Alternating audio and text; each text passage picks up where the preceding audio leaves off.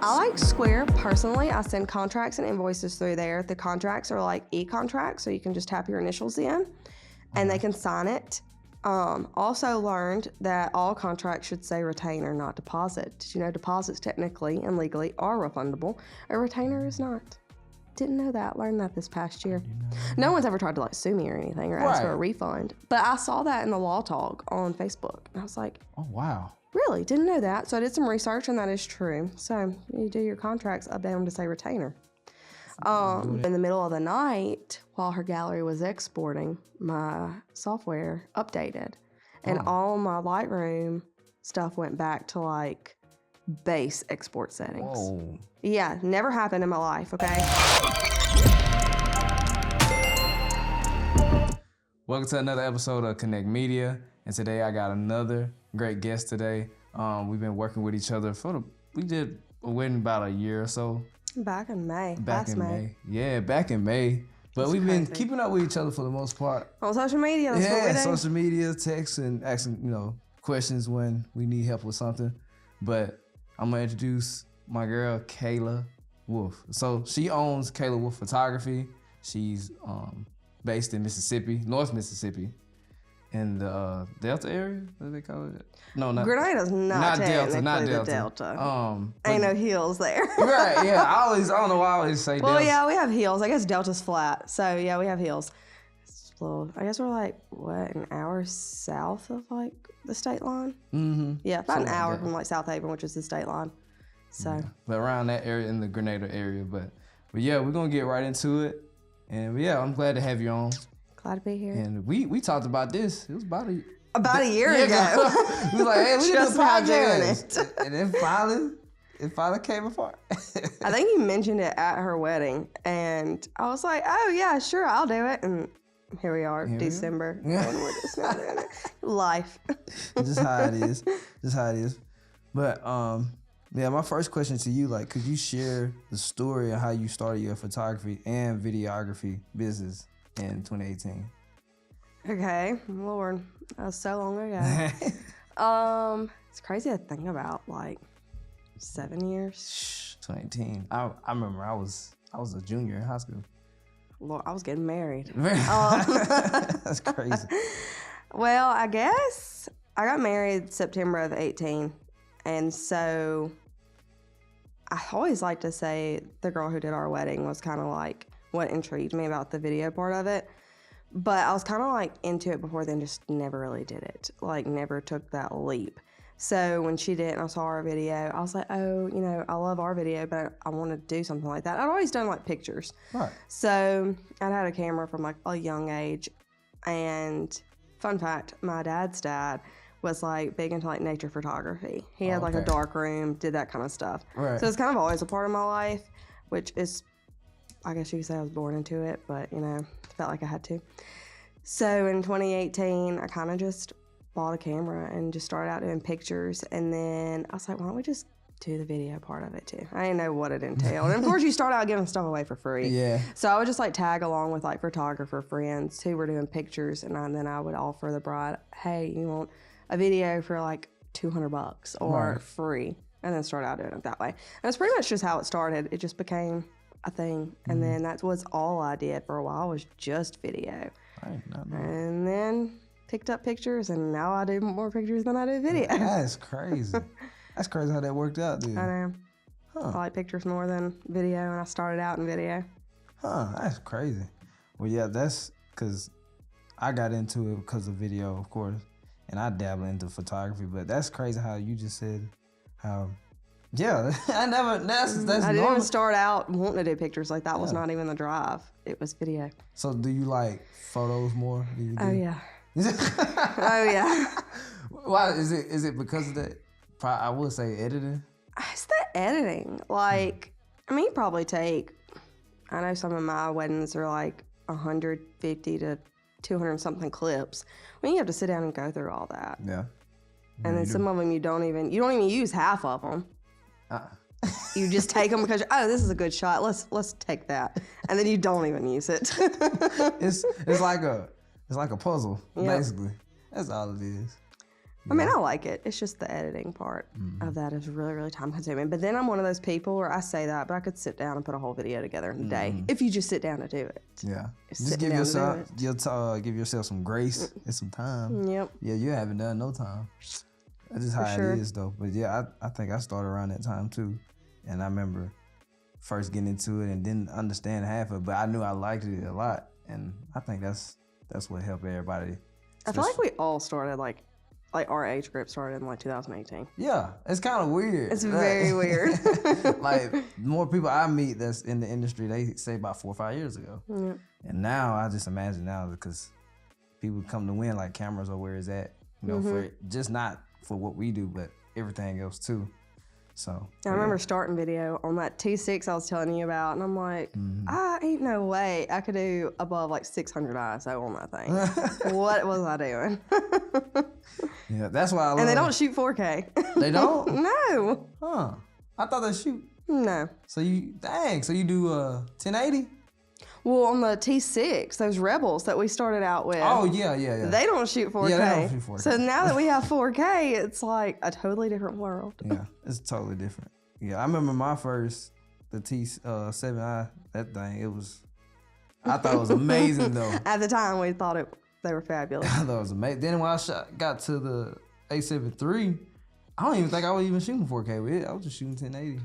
And they still thought it was high quality. So. Yep. At the time, it was. It was. Yeah, 2020, 2019. Yeah, they did. 1080 was the quality at the time. That's crazy. But what inspired your passion for capturing life special moments through the visuals? I guess, like I said, our video and like looking back at that, and we only watch it maybe once a year. So I try to explain to people when they want video, like you're not gonna sit down and watch it all the time. Like it's not for that purpose. It's for the purpose of having something to look back on from the day you got married. And I try to tell people too, at the end of the day of your wedding, like everything's cleaned up, it's gone. Yeah. Like there's nothing left other than your photos and your video. Right. And to know that people have that to look back on for forever, it's just makes you warm and fuzzy inside. And like it's your work, like it's always gonna be there. Yeah. Like there's nothing that's gonna take away from that. And then you have the brides that just like come back to you. Like I have some clients that I was with them from their proposal to their engagements to their wedding, now they're babies, and then I'm doing their 1 year milestone sessions and stuff, or I'm on to their second kid, and it's just makes you all warm and fuzzy. You basically just family at that point, right? I always say that because I like the concept that you say that you're gonna always have it to look back on. Cause I feel like that's what a lot of like brides when they on the fence about it. That's kind of why I say too. Like you're gonna always be able to watch it. Like of course, you probably won't watch it every week, right? But when you get 20 years from now, 10 years from now, and I think too, video has evolved. Like when our parents got married, it's probably like the whole ceremony. You sat down and watched a 40-minute ceremony, and that was it. And a lot of people don't offer those anymore, but some do. But then now we have like what we do is highlight films. It's just the important parts of the day, and that's all you really care about is the important parts. Exactly. But that's something I've been offering though. So they go with a certain package. They get full ceremony. But and some do that. Yeah, and you still put like the B-roll clips, like of them getting ready if you want to, or when you do the portraits of the couple together, like in the sunset or whatever. I kind of throw that in there and some stuff. So it makes it more dynamic, just ceremony. So I've been offering that and getting into more interview stuff too.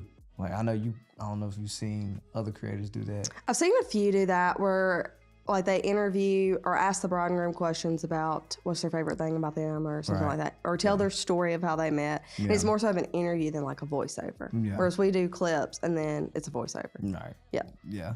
So I've been getting into that because that's more of the story.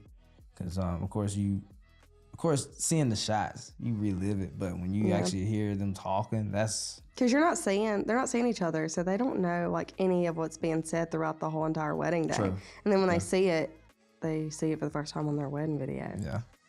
Yeah, that's crazy. I'm glad you said that because I've been getting in contact with brides where they be on the fence about it, or they be wondering like, okay, what makes it special? And that's, you said that. And so I feel like now too, you know, we're getting real big into content creators, and people are more so wanting that than like a highlight film. And I try to explain to people content creators aren't done on high-end equipment. It's an iPhone, and they're just putting clips together, which it's still a job. They're making a job out of it, but it's not the same concept. It's not at all. Not even nowhere near. It's not at all. Yeah, I remember the first wedding I had, met one. And I was like, I'm not going to let that bother me. Because, you know, it's and there's different. some, and I've seen a podcast where, you know, they asked people's opinions on that type of situation, and some took offense to it. Like, I don't care if you're a content creator, because it's not the same. It's completely different. Like, that bride and groom is not getting 4K quality, or they're not getting cinematic quality. Like, they're not getting that. But it's also great to have it, because to me, content creation is the bride and groom's point of view. Yeah. Which is different, because they're not getting their point of view from our videos. It's our point of view of them. Right. That's true. So it's different. It doesn't bother me. Yeah. I actually, like, if I ever get the chance to hire one, I would. See, Gracie, Abby's sister, she does it, and she does it for us. Really? She does it more so for Abby. I don't really do a whole lot of content. But when she comes to weddings with me, she started out just doing it for us for like TikToks. Yeah. And then she made a business out of it. Now she offers it. Yeah. And people pay for it. Heck yeah. Because, you know, some people, they want to go that route just to have something. Yep. And, you know, they probably exceeded their budget elsewhere. Yeah. Yeah. And so that was like, hey, you know what? Still get video out of it. And a lot of people like the phone point of view anyway. Yeah, because then you can like pass their phone off to the bride and groom, and they can like do the selfie point of view of it, and you can add that into it. Like, it's different things. Yeah. I mean, or they can send clips from their phone to you to add in. I mean, you get very creative with it for sure. But yeah, and speaking of the team, how big is your team? You got what? It's you. So Gracie does like our assistant content creator. Okay. More so assistant for me than content. If she's coming, she's getting content for Abby, and I'm just there if it's there. Right. Because Abby does TikTok and she does the reels. I don't do that. I should probably do that. No, what I see. You post. I'm pushing 30. What I look like doing content? Well, on Facebook, I see you post. I guess Davey doing it. No, that is me. Okay. If it's Facebook, I did it. But Gracie does like our assistant. We kind of send her to like do the dresses and get our details together. Like, if we need to hurry on to another part of the day, we'll have her pick up details or something. And then Abby, she's my second shooter and my associate. So I send her to do a good bit of my weddings, or she'll come with me. And then I have Anna Claire, who also is like my second videographer. Gotcha. I typically go and do all my videos, but sometimes I'll have her come and second shoot video with me. But they all have their own businesses outside of working with me. Okay. Gotcha. Yeah, because we was talking earlier, I've been thinking about doing that more often, contracting. You should do it. Yeah, I've been doing that because it's building a team. That's how you be able to grow bigger than what you know. I've been realizing that my father told me, other business owners told me, like, if you really want to grow to that sense, you need to just build a team. So, but definitely doing that as we speak. But I'm gonna kind of personal. But as a wife, mother of two, how do you balance your family life with running a successful business? That's a hard one. Only because it's a hard topic at my house too. Not really a hard topic, I guess, but I will say, I think if you've noticed a few of my recent posts where I've kind of like taken back from taking on so many weddings, like the past year or two, I've done between 30 and 35 weddings a year. I mean, that's over half the year. Yeah. And this year I made it a goal to strictly just take 20 that I would be at, and then the other ones I would contract out to like Abby or Anna Claire to go to, which they have kids too. So we kind of rotate, but it's hard. You miss out on so much. Like, and weddings are Saturdays. If weddings could be on Fridays, I would be in hog heaven. Like, I would love it. So, it's just hard. Like, in general, trying to make time for everything. And like, my husband works medical field, so his schedule's always crazy. You've got call, you've got weekends, you've got his normal shift Monday through Friday, 7:30 to 4, and after time change, he's coming home and then I'm leaving to go do sessions. Yeah. Because we gotta aim for golden hour. We can't miss golden hour. Yeah. But it's hard. Yeah. I believe it. I don't even have a family. I'm not like, kids wise, but with brother and my dad and other people in general, it's like, dang, they want me to do this stuff. It's like, I got to make sure I hit these points before. Yeah. But I totally understand that because I'm taking on a lot more and time is limited. Yeah. So when people trying to tug, it's like. And then I think back, I'm like, I chose this line of work. Like, I don't do anything with my degrees. I don't do anything with my certifications. Like, this is what I do full time. And I made the decision to go full time when COVID hit and I got laid off from the job I had at that time. But there's nothing now that you could offer me, pay me enough to do that would be good enough to give up my schedule. And I was listening to your podcast with Luke, and it was like his dad, I think, made the comment that he'll never work for anybody else again. And I mean, my dad is self-employed, owns his own trucking company. And then before that, I grew up him owning a tow truck company and repo company and stuff like that. He's always just kind of been his own boss. Right. And he, of course, understands my perspective, but the rest of my family doesn't. Like, if you're not self-employed, you don't understand it. You won't. But now that I do it, I feel like my schedule runs me a lot more than me running my schedule. Because I can't say no. I'm a people pleaser. They're like, hey, can you get me in tomorrow? Well, I've got 5 other things, but sure, I can get you in. Just come on. Yeah, it's okay. So, like, how do you think you'll be able to change that up eventually? Like, do you kind of got like a plan to try to? So, cutting back on how many weddings I take this year, for sure. I'm just bad about taking on weddings because I have the date open but never looking back to see how the weekends line up. Like, okay, they want June 14th. I've got it open, but did I look to see that I had May 10th, 17th, 24th, 31st? Did I have all those booked? And then you end up with like 8 in a row, and I'm bad about that. So, Jesus, I just decided this year, which is true, I do have May 3rd, 10th, 17th, 31st, June 7th, June 14th, June 21st, all back to back to back to back. So like, it would sound like you should just, okay, let that be. But like, the end of the year. When I do, like the full Santa experience too. Yeah. Like, that's my thing at the end of the year. At the end of the year, like, just that, stuff like that. It's like I'm booming from April to June and then September to December. Yeah. And it's like I get a little break. And I felt like this past year it wasn't like that. Like, I felt like we were all running. Yeah. But I just think too, being more strict on my schedule and trying to cram in more things on one day than trying to spread out 5 things on 5 different days. If you can cram it in on one day, you leave yourself room to take off. Yeah, you do. So that's my plan, is that, and telling myself I'm not booking Sundays unless I have to. I don't work Wednesdays. Well, do you think by fixing that a little bit, by going up in price? Abby stays on me about that. And she'll be like, on my website, Kayla, you need to go up like this much or this much. I'm like, it's hard. Yeah, because it's good money. It is, but then you want people to be able to afford you. Yeah, that's but true. I have a friend who does our pictures, and her and I have become like really good friends, like in this business too. And I'm gonna try and second shoot for her some, just to give me time off from editing.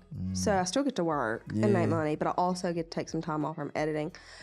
But she's had made the comment to me that she is going to be charging extra if they want Saturdays or Sundays, which is a brilliant idea. Yeah. If they want it bad enough, they'll pay extra for it. Yeah, if they need it. Yeah, they gonna pay. Because they're like really, really wanted days of the week or a Saturday. Yeah, that's true. So that's smart business move right there. Yeah, I've been actually I never really, well, I did in the past, but with my expertise now, I always want a second shoot to see how it is. Because 9 times out of 10, I'm at a wedding, I'm the lead guy. So I have to make sure everything is on point. But I've been kind of like, who do I want to try to second shoot for? But a lot of people don't notice that yet because I just thought of that like a month ago. That's me for this year. I'm like, hey, let me second shoot. Let me I don't want to go. Let me second shoot. And I like when Abby works for me, And I would say if we're doing photo and video, more so than just me being lead and her being second on just pictures. If we're doing both photo and video, I'll let her lead. I'm like, I'm doing video, you call the shots. She's like, well, do you want this pose? I don't know, you call the shot. She's like, Kayla, you're still the lead. I'm like, call the shot. Yeah, because I got to that point where I got an intern, and I know you didn't get to meet him because he was injured at the time, but my brother, he's gonna be the second main guy. So I wanted to be where, okay, if I'm not there, he's the guy. Because he been with me longer. He been with me since I think he was like 14. That's a long time. And he's turning 17 next month. So he been with me for a while. Yeah. So that's the plan with that. And I've been getting a couple other people that want to try this thing out. And I just noticed, and a lot of people been telling me, you just got to go through people. You really do. Like, that was one thing that I didn't do when I first started, was I was pretty much wanting to learn everything on my own. Because I feel like in 2018 was the time where it wasn't more so community over competition. Like, I don't feel like that really became a thing until the last year or two. Like, I still feel like you were stepping on toes back in 18 and even 19, 20. But I think it's because people were so hungry. We were laid off. People were having to work, you know, we couldn't even do weddings. Yeah. So we like didn't want to share information or help because we were doing everything we could to make our own money. Yeah, stay afloat. Yeah. So I think now with it being more community over competition, I love it. Like, I'm all game. If you wanna help, come on. I'll teach you some things. I don't know it all, but I'll help. and that's the thing. Like, when you come to ask me about how did you shoot this way or about the camera, like, I don't mind it at all. I always let people know that. Because I grew up I started my business in 2020. So I didn't know really the difference. I was hungry regardless because I was trying to make a name for myself. But I always look at that because I've done met so many people and I realized, like, man, there's money everywhere. Why are we even like, you can't take on everything. Yeah, you can't. And you're also not gonna be for everybody. No, that's like, so true. Somebody who likes me as their photographer may not like Jim Bob down the road, or somebody who likes Jim Bob may not like me, and that's okay. Not every client is gonna be for you, just like not every vendor is gonna be for you, and that's totally okay. Like, and you also have to have the mindset, and I tried to train myself to have this mindset, that there may come a day, okay, December 7th, I had a wedding. That morning I got up rushed from my eardrum. Like, the worst pain I've ever been in my entire life. And I was like calling every photographer. I'm like, look, I've got this wedding in an hour. Is there anybody that can take over? Luckily, Brianna, who owns Brianna Grace Photography out of Starkville, she stepped up and she did it for me that day. But you may need someone's help. Yeah. So, like, training people up in this, you know, world of photography and videography, like, what if you need somebody and you don't have anybody? Yeah, nobody. Yeah, I barely know any videographers. I know, it is so hard to find them. It's very hard, especially when you want the work to look a certain way. Yes, because there's so many new ones, but you want them on their feet a little bit longer. Yeah. Because I try to explain to people when they reach out about video and wanting a second shoot and stuff. I'm like, I want to know what equipment you're using. I need to know if you can shoot 4K. Yeah. And I need to know, like, you've got to know that if you want to slow it down, your shutter speed needs to be at 120 and shooting 60 frames per second. Like, that's just, you gotta know that stuff. You can't shoot any different if you plan on slowing down, because then that puts more work in post that I don't really want to do. So it's so much to it, and I really don't think people understand that when it comes to video. Like, photos, you can throw it in Photoshop. You can use AI now. Like, you just don't have that luxury when it comes to video as much as you do photos. Yeah, it's true. And then, you know, then we kind of like for video at least, the last on the list to get booked just about. And it's like, dang. But I say the people that actually do, like, wedding videography, they really love it. Because to know that you about the last thing and they kind of always on the fence about it, just about, it's like, man, you gotta love it for sure. But I have had weddings where I had one not too long ago. She booked me, and I was the first thing she booked. that made me feel great. I love the ones that'll reach out to you and be like, Yeah. send me your available dates. I'm like, okay. I like we can that. be besties. I like that. We're gonna have fun. And every time, they do that, you have that wouldn't be the best win you shot that year, just about. I had one that messaged me last week and she was like, I've got to lock down my venue, but you're next on my list. Yeah. Like, if I don't book anything else, I'm booking you in this venue. And do you have, she sent me like a list of dates to choose from to see if I had available. And it was like 2026. I was like, girl, I'm available. Come on. People don't book out that far. That's rare. It's 2 years But in I advance. feel like it's happening a lot this year. Really? I feel like 90% of my inquiries since Christmas have been 2026. I ain't got one yet. Really? Not yet. Abby's gotten a few. I've booked one, and the one that she has one of her own for next year, and then we've got one together for next year that's photo and video. Then I had one inquire again, but she hasn't booked her venue. But it's been kind of crazy how many are booking about a year out. it makes sense to go ahead and book the videographer and photographer because, like you said in the beginning of the podcast, we're going to be the only thing that's left. Yeah. The food is going to be gone. Everything's going to be gone. Like, I know one wedding, they spent, I think they said they spent $30K on the flowers. Like, those So flowers. crazy. Like, okay, it looks great. Yeah. Like, it's going to be gone. It's true. Go. So it ain't going to be nowhere to be found in the next week, Mm-hmm. So, it just, I get it, but, it blows my mind. So I feel like if you're going to spend a ton of money on flowers, you don't need anything else. Nothing else decor. I think flowers should always be your only decor because some stuff just doesn't really go. And then you're stuck with so much stuff. So much, yeah. I always see that some of my brides, when they have a lot, they have to try to sell it all. So, Unless they rent it from a rental company, Yeah. which is totally fine. But if I could go back 8 years ago and get married again, it would just be florals. Florals. Oh yeah, they're beautiful. They can add so much to a ceremony or a reception. Yeah, and that's true. That's true. I done shot many that way, where it's nothing but the florals. But so speaking of your business, how has your business evolved since its inception, and what key lessons have you learned along the way? I would say the biggest thing I've learned is to be humble. A client can humble you real quick. Have you not had experience with one that just has humbled you yet? Not client, my dad. My dad, he humbled me a couple times, but go ahead. Clients really humble me. And it's not, I wouldn't ever say that I've ever had a bad wedding or bride or anything that just humbled me. But I've had situations from weddings that have humbled me. Okay. So I follow some content creators. I say content creators, but more so photographers on Instagram. And even podcasts. I feel like some podcasts and some reels are a little belittling to potential clients. Yeah, I don't like those. Like the ones that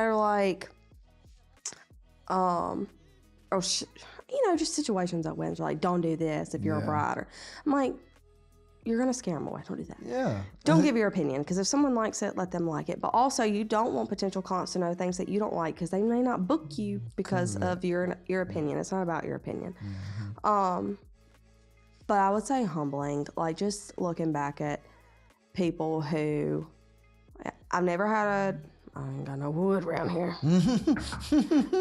Haven't had a card corrupt or anything yet, but that would be something humbling, I guess. You just never know. That's just my biggest word for last year. It humbled me a lot just because I took on more than I could handle.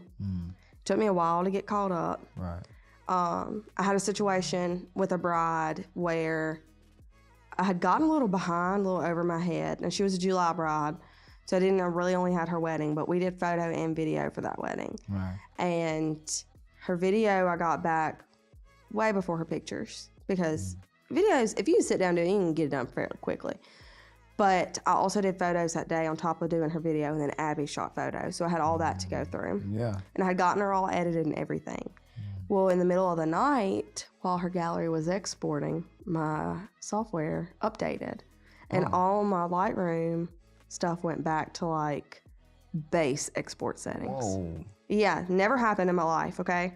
Whoa, yeah. So her whole entire gallery exported at like base export settings. Like it wasn't high quality or anything. Damn. Okay, well, I'd uploaded them into PixieSet, had to deliver the gallery.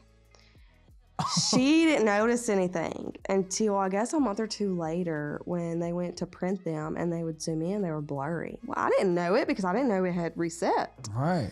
So at that point, by the time she had gone to print them, I had already erased them from Lightroom. Dang. I only keep them in there for 30 days. Right. Because You do a lot. You can't keep everything. Yeah, You'll run out of space. You do a lot. And so she had reached out and I was like, oh my God, I'm going to have to re-edit that whole entire wedding because I don't have those in Lightroom anymore. Right. And that's every wedding. I keep them for like 30 days. Now, Abby humbled me because she told me, keep all your weddings in Lightroom and just buy more storage in case that situation ever arises. Yeah. So at the time, I had only backed up what I shot that day. I had not backed up Abby's card. Dang. Abby luckily had backed up her card into her hard drive. So I had to come all the way to Kosciuszko, get Abby's copy of that wedding, re-edit that entire wedding. The whole time I'm, updating this bride on what has happened. Like, you got to be transparent with them. Yeah, you do. Yeah, you do. And typically none of them know what you're saying, but you got to be transparent. And so I had told her, it was like month 3 of her wedding, like past her wedding. And I was like, I've got to re-edit it all, but I'm going to prioritize yours over everybody else's at this moment. Re-edited them, all black and white, all color. It was still like 3,000 photos. But I couldn't even deliver the USB, the photo box, her print. I couldn't deliver any of that until the gallery itself was correct. Right. So got that back to her. I get her prints ordered, get those in, get the glass box that I send them in, got the USB in, got all that ordered, shipped it to her, mailed it to her, okay? I don't know if you saw my post about this. I don't know. I probably have. It just... Okay. She gets the box in the mail 2 days later. She opens it, takes out the styrofoam box with the glass boxes inside of, and opens it. Right. It's hair clippies. Someone had opened her box with all her stuff. Keep in mind, at this point, this was in November. She got married in July. Finally got it all mailed in November. She opened it and it was hair clippies. Somebody had broken into her box, taken her hard drive, her prints, her box, everything out, replaced it with someone else's package, stuck it in her mailbox. It wasn't good for anybody else but her. Right. But they did that. So then I had to turn around and reorder everything again and give it to her again. I was like, this poor bride. She probably thinks like I'm this knockoff person. She doesn't. She knows me, but still, I felt awful because I was like, that's not the experience. No, and I told her, I said, I promise I did not mail you clippies. Like I mailed you your stuff, and she's like, oh, I know, yada yada. Like it's a prank. That's crazy. 2024 really humbled me as a business owner because there was just I took on so much where I couldn't keep up, and even editing and stuff like that. And I'm so blessed that I was busy enough to be in that situation. But it made me realize I want to change things for this year. Maybe just up my prices, like you said, and just not take on as much. Or hire an editor. See, I hear people talk about that, but I'm still learning all this stuff y'all got. That is my goal, but I like to keep it in house. Cause my boy Luke. He got somebody in India. I know, people do that. So I'd rather keep it like my brother or the intern if he really want to learn it. I got other people that been asking about it. Let them, because I know them. They here. So, but if not, if I had push come to shove, I need something real quick, I want to have somebody to, they said keep multiple on.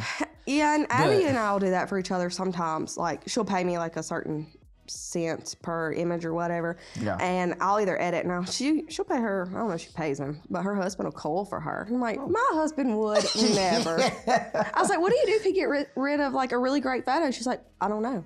I won't know because it's gone. That's crazy. I never saw it. And I'm like, it could have been in a magazine award-winning photo. It's gone. She said, well, if it was that good, then and I'm just meant like, to be, I guess. So wild. That's crazy.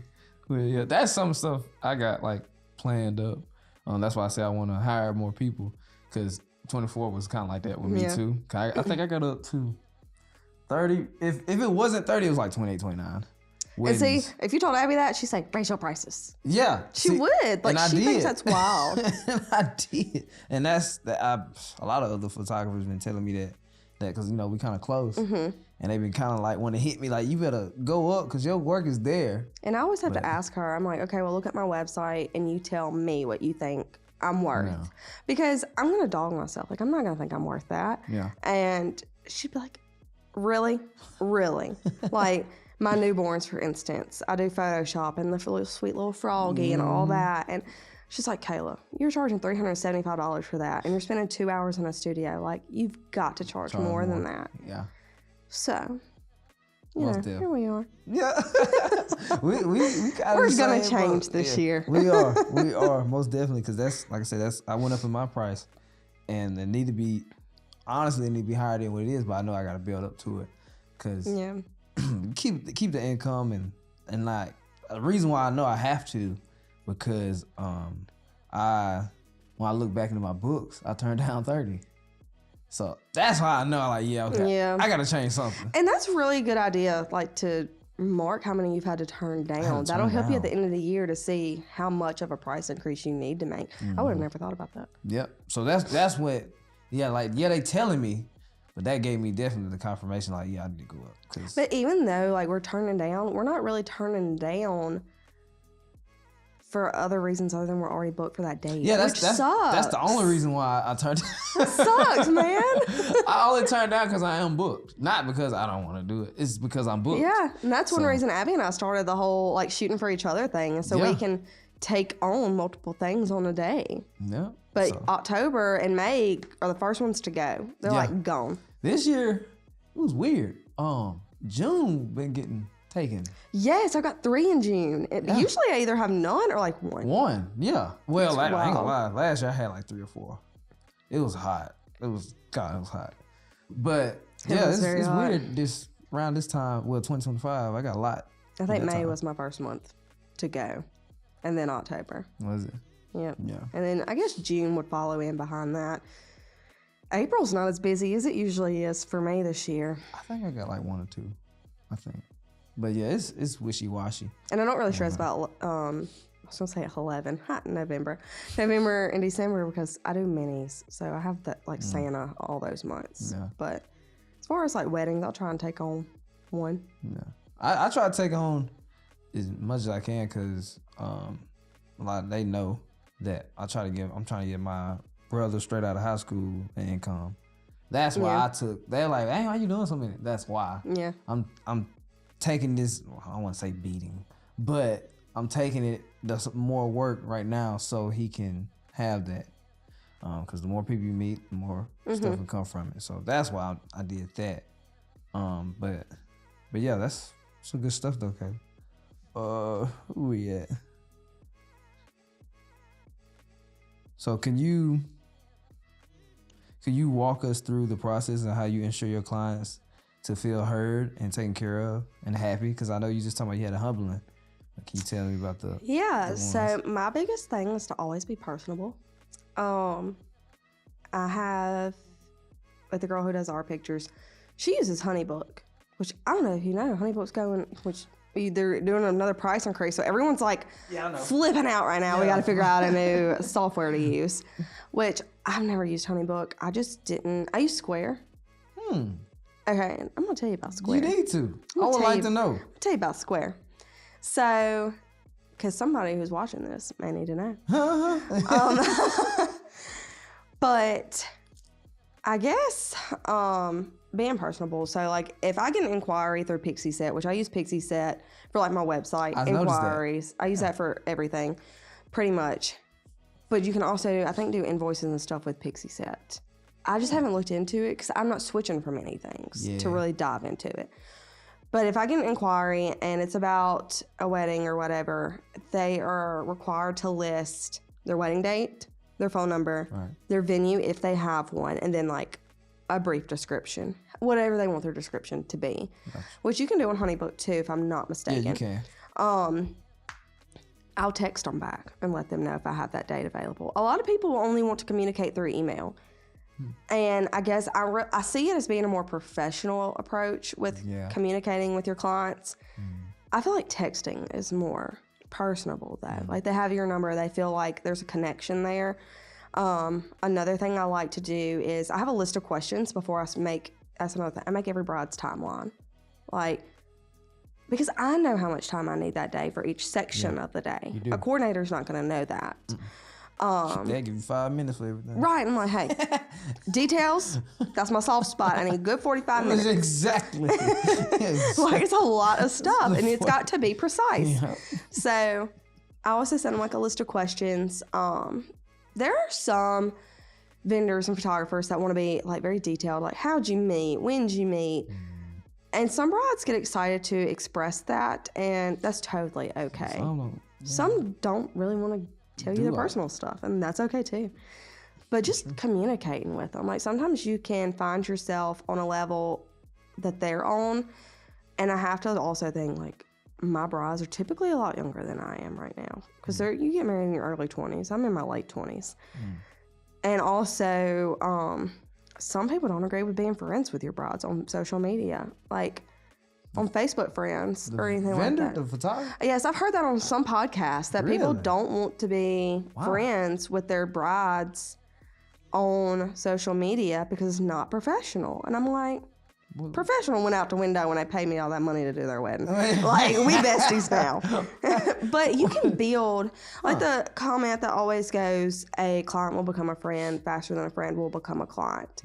I have made so many friendships with brides, and they feel a connection with you that they want to come back and use you for their family things, like their pregnancy announcements, their pregnancies, their maternity, their newborn. Everything. You want them to feel like there's a connection, and there truly does become a connection with them. Yeah, you're important. So that's like step one is texting. I feel like texting is very personable, and it can also get to where sometimes you'll lose the communication. Like, you won't have a trace of things that have been talked about, which is also a reason I think a lot of people do the emails. It's always there. You don't lose things that you had talked about, details you had talked about. It's always going to be there. Right. But so, for instance, back to Square, with that, if you're switching from HoneyBook, I like Square personally. I send contracts and invoices through there. The contracts are like e-contracts, so you can just tap your initials in, and they can sign it. Also learned that all contracts should say retainer, not deposit. Did you know deposits technically and legally are refundable? A retainer is not. Didn't know that. Learned that this past year. No one's ever tried to like sue me or anything or ask for a refund. But I saw that in the Law Talk on Facebook, and I was like, oh wow. Really? Didn't know that. So I did some research, and that is true. So you do your contracts, update them to say retainer. Doing it right. Photographers for you. Also, Square offers business loans, but business loans that pay themselves back. You don't have to pay them back, like, going in, remembering to pay, call, hey, I need to pay on my bill or whatever. Right. So let's say you need a camera, and the camera's $4,000. You can go into Square. You can only do one at a time. You can take out a loan, and sometimes they're offering you different amounts. It's not all, you can't go in there and always pick your amount. And over time, the more loans you take out and the more you pay back, they give you more money to spend. But, so like when I first switched to mirrorless, I took out a Square loan, and out of every client that pays an invoice, it takes a certain percentage and pays itself back. There's no interest. You pay a fee up front. So like if you take out a loan for $4,000, the convenience fee may be $400. So you're paying back $4,400. But and it'll be like, okay, and it'll tell you when you go take out your loan, you need to pay back 10% out of each client payment, and it pays itself back. You're not having to keep up with it. It's gonna pay, and you have 2 months bi-monthly to pay it back. That's crazy. So like I took one out in December to buy something, and I have to pay it back in February, April, June, like every 2 months you pay it back. But you may reach your payback amount before your 2 months is up. Now, if you don't reach your payback amount by your 2 months, you have to pay it out of pocket. But yeah, it pays itself back. You can also go into Square and open up different accounts. So like I have an account that says Christmas savings, and like 5% of every payment goes into that account. And at the end of the year, I have Christmas money put back that I didn't have to stress about. I also have an account for each girl. So like Abby has an account, and Claire has an account, Gracie has an account. And let's say I have a 2025 wedding that booked Abby to second shoot for $850, and they pay in full. I take $850 out and move it to her account. So it's there. I don't have to stress coming up with that $850 a year down the road. And you can also have a tax account. You can set the accounts up to take out percentages. Right. Or you don't have to do that. You can just move amounts in there that you want to. You can also get a debit card to it. So you never have to move anything to your bank account. You just swipe your business card from Square. And like I have a tax account. It takes out 30% of every payment. I don't have to keep up my taxes. And that's crazy. And you just go in there and you click reports and it'll give you a detailed tax report to give to your CPA at the end of the year. Honeybook just did that. I was scared about that. Doing like a report? Well, like you can, yeah, that's basically what it was. It was, what's it called? 1099 something? I can't remember exactly right now. But they gave, it's a document. I can give it to them now. Yes. Yeah. Okay. So Square has never. Well, they may do a 1099. You can probably go in and print it. Yeah. What I do is, I'll show you. Because the year's already started over, so I'm going to have to go in here and look it up. But you can go into, where's reports on here? Reports, sales. You can have gift cards too. You can also do e-gift cards on there if you wanted to. It's a nice little way of doing stuff. So let's just say I want to pull up all of this past year. Like I'm about to turn my taxes in, okay? Mm-hmm. You go through and you'll tell it to pull up. Scroll, scroll, scroll. Let's just do all of 2024. You can go up here and click show details and it'll show any discounts you gave throughout the year. Wow. What you labeled them as, the gift certificates that were used. If you have loyalty customers, you can put them on there. Wow. Then it'll go down here and tell you how well you did this year compared to last year, what months you did great in, what months you didn't do great in, your total collected. You can also send invoices and then go into your invoices and put if they paid Venmo, Cash, PayPal. Right. They offer Cash App Afterpay. Really? Mm-hmm. So people can Afterpay on their invoices. Nobody never talked about Square. I don't know why people don't use Square. I need to do like a whole YouTube video. And like the vendor events that you go to. Yeah. Square offers the card readers. So if someone wants to book you that day and they want to pay a deposit, they can swipe their debit card that day. You fit make me. I'm telling you. Square's the way to go. But you know, I wasn't, like when they saying they were going to raise their prices, it didn't bother me that Honeybook was raising it because it's important. It's valuable. It's worth the money for what I do anyway. But you telling me like it sounds. And you can also send out. They're called Square calls them campaigns, but you can go in there and you can send. I call it newsletters. It's pretty much a mass email to your clients. Hey, I'm offering this many, or hey, I'm offering a discount for this right now. Right. And it goes to their emails. Like I sent out our Christmas card to all my clients on there. Now, Pixie said, I think you can do the same thing. I think I pay $50 a month for Square, but also pay $50 a month for Pixie set because I want the unlimited gallery space. Right. But with Square, you're paying, and maybe $25. You're paying that extra. It's free unless you upgrade to the campaigns or newsletters. Okay. You have to pay for that. You can also do, one thing I really like about Square is you can do payment plans, and they're up to 12 months with your clients. So if you have a bride who wants to do a payment plan, you can go in and set her to pay a certain amount on the same day every single month, and it's like a bill. Yeah. You get like a phone bill. You can do that with Honeybook too, but you have to like set it kind of yourself in a sense. You have to do that too. Yeah. But Square will tell you at the bottom. Like if you want to, it's optional. It tells you how to divide it between 12 months and what the monthly payment would be, and it may be a cent or something off between the last payment and the second to last. But it tells you like it'll be close enough. And it's worth it. And you can only go up to 12 months, which sucks for some brides who are probably booked about a year and a half out in advance. But I try to tell them, if you're going to do it 12 months, pay your deposit, secure your date.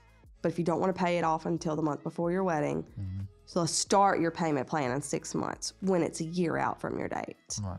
Yeah. You just need a deposit to start the process. Right. I like that. I'm definitely going to look into Square more because... That's nice. I mean, I like it. You're going to pay a fee, but I feel like you're going to pay a fee anywhere you go when it comes to transfers and stuff like that. That's like it's like a 3.2% fee. It's really not that bad. Yeah. The Honeybook, I want to say Honeybook probably do a little bit more. I don't know. I have to look more into it though. But yeah, I like what you said definitely with the texting your brides. I do the same thing. I actually put on my form, do they want me? Because some people, they don't want you texting their number. Yeah. And so I put that like either email or text and they'll tell me. And that's actually a good idea too, to give them the option. Now I do that. So I do that, and there was another one. May have to add that to my inquiry form. Yeah. So I had to add, it was fiance name. Oh my gosh, yes, I've got to add that. I have to like Facebook stalk, and I feel so bad. Like, I don't even know what he look like. I don't know who she is. Right? Or you've got some whose grooms don't even have social media. Don't. And you get there and you're like, hey, I'm Kayla, it's nice to meet you. And they'll tell you their name. You're like, okay, and what's your name? Yeah. To the groom. And then you have literally the session to memorize it. That they, yeah. And you have to constantly ask, what's your name again? I mean, sure, I added that before this year started. So I had to add that. Then, of course, the video and photo. And then text and email. I can't remember the other one. But yeah, that was the main one. The fiance and the email and text thing. Because I promise you, especially in the beginning, I remember I walked past the groom. Blindly just walked past. And I had to, act like I was real busy for a second. Like, and introduce myself. Because I that was bad. That was a bad look. But yeah, I got better at that now. My brother, he be getting mad at me. Well, not mad, but like, he was like, dude, because I never tell them who they are. I be forgetting to send them their names and stuff. And he said, I only know the day of. So, but anyway, speaking of trends, I ain't really seeing too many trends right now. But are you? Are you seeing any film types of trends? Yeah, Film. like what's it called in video? The Super 8. Super 8, yeah. That's coming back. You've been seeing that a lot. Yeah. I ain't been seeing it as much. We on the wrong side of it. I ain't been seeing That should be on yours though. I feel like Super 8's becoming more of a thing, but I think it's becoming more of an add-on. Like, I don't think people are offering it as full things. I also think that more, I can't get over like a 10 to 15 minute wedding film. I'm not gonna watch that. I think that's becoming a thing. Like, mine are 5 to 9, depending on the size of the wedding. Really? Yeah. Like a smaller wedding, I can get close to a 5-minute video. But I mean, if you're not having the big reception and you're not doing the fake leave and all that, like, it's hard to fill in that gap of time that's not there. Or if you're not doing getting ready or details, man, it's hard to fill in that gap of time. Yeah. So, I've noticed just through Instagram and like TikTok, people pretty much making wedding films into movies, and I'm like, why are we doing that? I don't like that. You don't like that? No. When they like 15 minutes long? No, I don't like that. I do good to sit there and watch a 5-minute TikTok, if that. So have you seen I mean, no hate to the people who do it. By all means, like, that's what you like and that's what drives your profession. Right. Great. I don't want to do that. What about have you seen the reality TV weddings? Like, it's like a reality TV type thing. No. You ain't never seen it. They be about that long. So, yeah, they basically mic up, like, depends on the person. But it's one guy named Justin Porter. Don't know if you know who that is. It's a guy, black guy, bald-headed guy, big. But I feel like maybe he was talked about on the vendor table. He probably was. Most likely, because he's changing the game. He mics up 17 people on the wedding day. No. That just stressed me out. No. Literally mics up 17. He mics up all the bridesmaids. He mics up all the groomsmen, the bride and groom. And it's very creative. Very. So, but when you watch this behind the scenes, he's not, like with me, I'm trying to be creative too. Yeah. I try to be creative. His is not as creative. It's about capturing this story. So he'll pull something out of the room and ask them certain questions and remember what they said and relate it to the next person he asked. Like, yeah, I heard that this happened. Like, how you feel about that? Or how you feel about this couple or whatnot. So he kind of put it into that. And he like set up interview styles at the wedding sometimes. Like, he light them up and stuff like that. So, but he charged. I think too, like, whenever I see your stuff, I'm like, oh, that's so creative. Like the wedding we did together in May where you had them line up in the hallway and you did like the TikTok sounds or whatever that go with it. Like, that's so creative. And that's where we have two different styles. Like, I don't do stuff like that. And not because I don't like it. Yeah. It's just because it's not where my creative side comes out. There's some people who are good at that, but you're younger than me. Y'all are coming up in that age where like that's not what I've been in for 8 years. I ain't that much younger than you. How old are you? I'm 24. You said you late 20s. I'm not. I don't consider that. 4 years is a gap.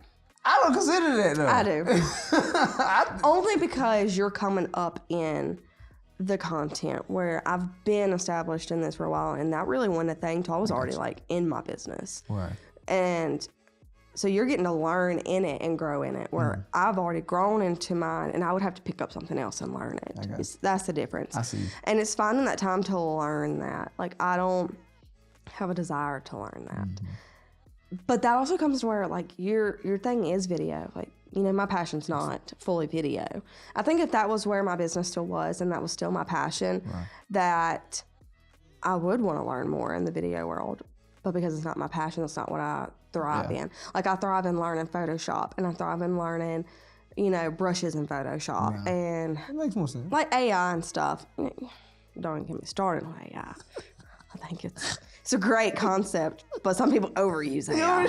I've been seeing that. Like, I've been seeing that.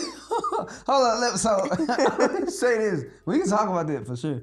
Cause like with the TikTok thing, I do that because I want people to have an experience. Right. And it's great content, like, to build your business. It is. It's great. They love it for one. But I look at it as like we do the same thing. Like, especially us. We do the same thing every weekend.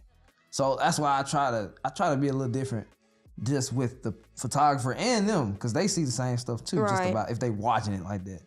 And I think too, like, it's motivational seeing other people's behind the scenes from a wedding day. Oh, yeah. You may see something that another photographer did just in content behind the scenes. You're like, oh, that's a really good idea. Yeah. Like Helena, whenever she posts something, I'm like, that's a great idea. Yeah. And two, I think people also fear it being copied, which I don't think it's really copying. If you're posting it for social media, someone's gonna see it and be inspired. And I wouldn't say it's copying, it's inspirational. Yeah. And I still just can't bring myself to do that. Like, Abby's a little younger than me, and Gracie is for sure younger than all of us. She's like 21, if she's even 21 yet. And I just, it's not where I'm like drawn to. Like, hey, let me learn some TikToks. Like, I get on there doing clothes hauls as my TikToks. Because I don't do the dancing thing. Like, I don't do that. I'm not into that. No, me either. Yeah, I'm not into that. But the I do editing a little bit with the photography, but I don't use it as much as, of course, a regular photographer. But the AI stuff, I have been seeing it all over where, like, their studio don't look like that. And they got a whole thing, like, no, it gets crazy. Me. It's a wedding gallery, and they'll do mountains. I'm just going to use mountains, for instance, in the background. AI is not made to be consistent. What you're getting in this one photo, their whole wedding gallery is not going to look like that. Because totally AI doesn't know, okay, if you edit this photo of them kissing, well, then you go to the next photo and they're just looking at each other, and you tell AI to add mountains, it's not going to be the same mountain view. It's going to be different. AI is not going to be consistent. They ain't going to know that's the same place. You can't make everything look like you're in Colorado. It just ain't going to work. Right. Yeah. I don't use AI to add in. I use AI to remove. And that's really all I want it for. Remove that garbage can. I'd rather have that for that anyway. Remove that person. I still like traditional Photoshop where you can go in and do it all yourself. But AI makes it easier, which AI is now inside of Lightroom, so you don't even have to go to Photoshop anymore. Yeah. Yeah. Get rid of the cars and stuff. Yeah, I'd rather have it for that. Fix the hair. Just lay them baby hairs down. Fix the frizz. But heck yeah. We talk about trends. And we just talked about social media and TikTok, but I want you to say, like, let's talk about how it became such a big part of our lives now. Cause you remember, I know it was probably different back in 2018, 2017. Social media, I imagine it was coming up, but like how it is now, it's like they kind of make you do it. To get noticed or whatnot. That was the biggest thing, was like trying to not fall into the fad of the TikTok and the Instagram reels. Like, I made a few reels a couple years ago when it first became like a hot topic and you were supposed to be doing it. Like, they made you feel like in order to be seen, you had to do that. Which, I have Instagram. I don't post to it like I probably should. Facebook's my thing. Like, that's where my followers are. Yeah. I have 6,000 followers on Facebook, which I know all these big guys out there, they got like 15,000. I ain't got that. But, and then Instagram, I have like 2,400. I don't know what you got to do to get like popular on there, but folks be doing it. And I don't know how they be doing it. On Instagram? Yes. I just came up with a thing last night. I've been doing it for the past couple of days where I'm gonna just post every day. I see that. They say like 3 times a day or something. I don't know about 3 times, but I'm gonna post every single day and see how many followers I grow by the end of this year. I'm gonna try that and see. But Instagram's changed a lot too. It now works off algorithm. You know, when we first had Instagram, I was probably a freshman in high school, maybe 8th grade. You could only see people you followed. You couldn't see anybody else or anything else. And now I think it works off algorithms and who you follow because it'll say suggested out beside their name if you don't follow them. It does. It does do that. But you can now tag an Instagram too. And so like if someone tags you in their wedding film and I don't follow them, I can see it because you were tagged in it. Yeah. And it'll pop up on your page. Yeah. And they can ask you to be a collaborator. That's what I say. I like the fact that it did that because it kind of like, it puts it on their page too. Yes, like I have a lot of my senior girls that, you know, get 200 plus likes, 300 plus likes on like a senior portrait picture. And if they ask me to collaborate, like it's on my page and they see me, but also when it's on my grid, it looks like, and someone goes to my grid and they click their photo, they'll see that but I turn off my likes so you can't see how I many. do the same. So I probably only got like 2 likes. I do the same thing. I'm right with you. Like, you don't need to see my 12 likes. Bye. I'm right with you. I'm not popular, okay? I'm right with you. I actually got a post that's coming out. I probably was going to post it today. I've been going back into the old films, and I did like a 3-layer post that we did. I'm going to add you as a collaborator. So be on the lookout for that and stuff. So, but yeah, it done changed my life for sure because I remember TikTok. TikTok, they talking about it being banned. I feel like someone's going to save it. You think so? I hope so too. I mean, what am I gonna do at 10 o'clock at night? Not watching my cooking videos or my crab bowl videos. I hope, because they said, Trump said something about it, but then I don't know how true it was, but it was like, they're not paying any attention to Trump, what he's saying. So I was like, but I feel like Trump wants to save it more so with the fact of he feels like that's how he was able to win over a lot of the minors and the younger people. He's like, it boosted him like 34% or something. Yeah. And that's all they got it extended until like the end of the month. And I hate it for some of the people who really have built a business out of it. It's a big business. Because where are they going to go to where they earn commission? Yeah. That's the thing. I don't even know if people earn commission on TikTok. I mean, on Instagram. It used to be, but I don't know about now. And that's why I think I've kept more of my Facebook as my main platform for getting my business out. I don't think Facebook's gonna go anywhere anytime soon. That's why I like. I have a cousin. He was into TikTok. He started streaming. He started growing a following. I said, man, you better spread it out, because I learned. Because my Facebook got hacked. I don't know if you noticed that, but my business account got hacked, so I lost all that. So that 5 years of growing it, I lost it. So I had that's my biggest fear. Yeah, so I had to regrow it. But I told him, I said, man. Yeah, it was scary, but I had Instagram and stuff to fall back on. Yeah. And I was getting inquiries from there too. And so I said, that's why I tell anybody, like, just spread it out a little bit. Like, yeah, make one your main, but make sure you every now and then throw something somewhere and that's else. why I like with Facebook, you can, when you go to post something, it gives you the option to share it to Instagram as well. The only thing I don't like with that and it being able to go to both is it doesn't look the same. Like people like to use scroll for Instagram because they can make their photos bigger and not just that little square. Yeah. And I do like scroll for that, but I also feel like for videographers, it's hard to use Instagram. It kind of is. Yeah, because it's vertical. Mm-hmm. You have to put the thing sideways and then have to turn your phone. So it is. It's pros and cons to it, honestly. But I grew on it. I've been getting inquiries from it and stuff. See, I feel like I've never had an inquiry unless it was for like a senior or something. That's another thing I always ask in my forum, like, where did you hear me from? Yeah, I gotta add that too. So I had got one from TikTok before, a couple. TikTok? So that's how I know. Well, it ain't worth me trying to get it out. but it's good to know that. Yeah. So you know, like, okay, I need to post more here. Okay, well, have you looked into Lemon8? What is that? I said the same thing. I'm on there, and people are following me on there. What is it? It's like TikTok, but it's not the same. It's like Okay, because on my TikTok and my notification will say someone requested to follow you on Lemon8. I'm like, I ain't even got Lemon8. How did they request to follow me? I don't understand. It's weird.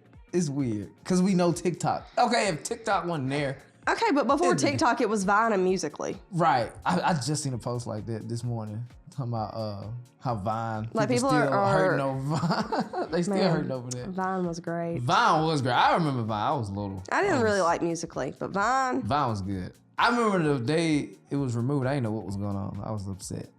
I didn't know what happened. Good stuff. But yeah, Lemon8 is. I got 2 posts on there.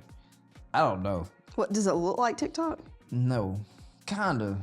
Not really. Okay, what about Unscripted? I never used that. Me either. Never heard it. We in the same boat. I keep seeing it pop up. I'm like, what's that? Unscripted. I feel like Unscripted is the main one that's like for photographers. I ain't never heard of that. I heard of Red Note. I think it's like a China. It's a Chinese app. I feel like this one. I think I downloaded it the other day because it popped up on my thing. I ain't never heard of Unscripted. Even the Red Note app, like the icon, it got Chinese writing on it. Like, why even get into that? Because they getting rid of TikTok because of that reason. Like, I don't see it on here, so maybe I didn't. But Unscripted, I ain't never heard of it. Unscripted, I feel like is for photographers. Like, it's where, and like, if it's not just for photographers, maybe that's the only part that I see because that's my algorithm. Right. I don't know. I didn't look into it. I never. Is it? What's the icon look like? Is it black and white or something or? Sure. You don't know. I don't even know. Yeah, I don't. I never heard of it. So I just need to look into it and see. Okay, so what's your thought on the ChatGPT thing? Have you used it? Oh, I use it all the time. Yeah, well, it's just now helping me in my business. Wait. I'm just like out of the game over here, trying to come up with my own responses. Yeah. I use it all the time. So like, since I've been using it for a while, I'm getting a better understanding like where I should use it. Because sometimes you don't need to use it for single thing. No. So I realized like something like quotes. Like people want certain quotes for like corporate, for this many videos or this type of project. I asked ChatGPT. I kind of give it what I'm thinking and copying their message, and it kind of lays it out. It's also really good to use if you have a difficult client and you don't really want to respond. You want to be professional, but you want to be sincere, right? And really understanding. And it's really good for stuff like that. I've also had to use it in my personal life, like just in conflict with people. Maybe I don't know how to respond to a situation, and you can type in or you can also copy and paste messages from other people in there and say, "I need a response to this," and it'll respond it. So maybe you can like nip an argument in the bud or something. But yeah, I didn't even know about it. When did you hear about it? I had a situation arise with a Santa Mini, and I didn't really know how to respond to the situation. And I had posted it in the Cassidy Lynn group on Facebook, the photography group, and I was like, how would y'all handle this situation? Not that I don't care if y'all like scold me for how I handled it. Right. Like, I want to be better, so help me. And they were like, ChatGPT, girl. And then Abby was like, why haven't you been using this? I said, well, because I didn't know. Well, now I know. Abby be on you. I see that. She does. And that's why I like having her work for me, because she's younger and she keeps me on my toes. She's constantly learning stuff. And she's, of course, I don't know if you follow her on TikTok. I probably She's do. got like thousands of followers because she made 2 videos that went viral. 2. One has like 4 million views, the other, or 4 million likes. I don't know, but she made 2 videos that went viral. I don't get it. That's one thing I don't get about the TikTok thing. Like, you can have the most clean, professional video, but when they do some of the simplest stuff, it goes viral. And like, I don't get that. Abby's big on like, she probably gonna watch this and be like, oh, you talked about me a lot. Well, that's because she makes a lot of points. Right. But one thing that she's big on that I'm not really big on is consistency in your profile grid, I guess is how you could say that. So she'll screenshot her Instagram feed, her profile grid, Right. and she'll take a photo, and she'll have it, and she'll take a photo and square it into her grid in like a collage app or something. Right. And she'll say, does this photo match the rest of my coloring on my grid? I'm like, what does that matter? Whoa. What? She wants it all to look the same, so if people go to Wow. book her, they know what style they're getting, which is understandable, and I do get that. My perspective is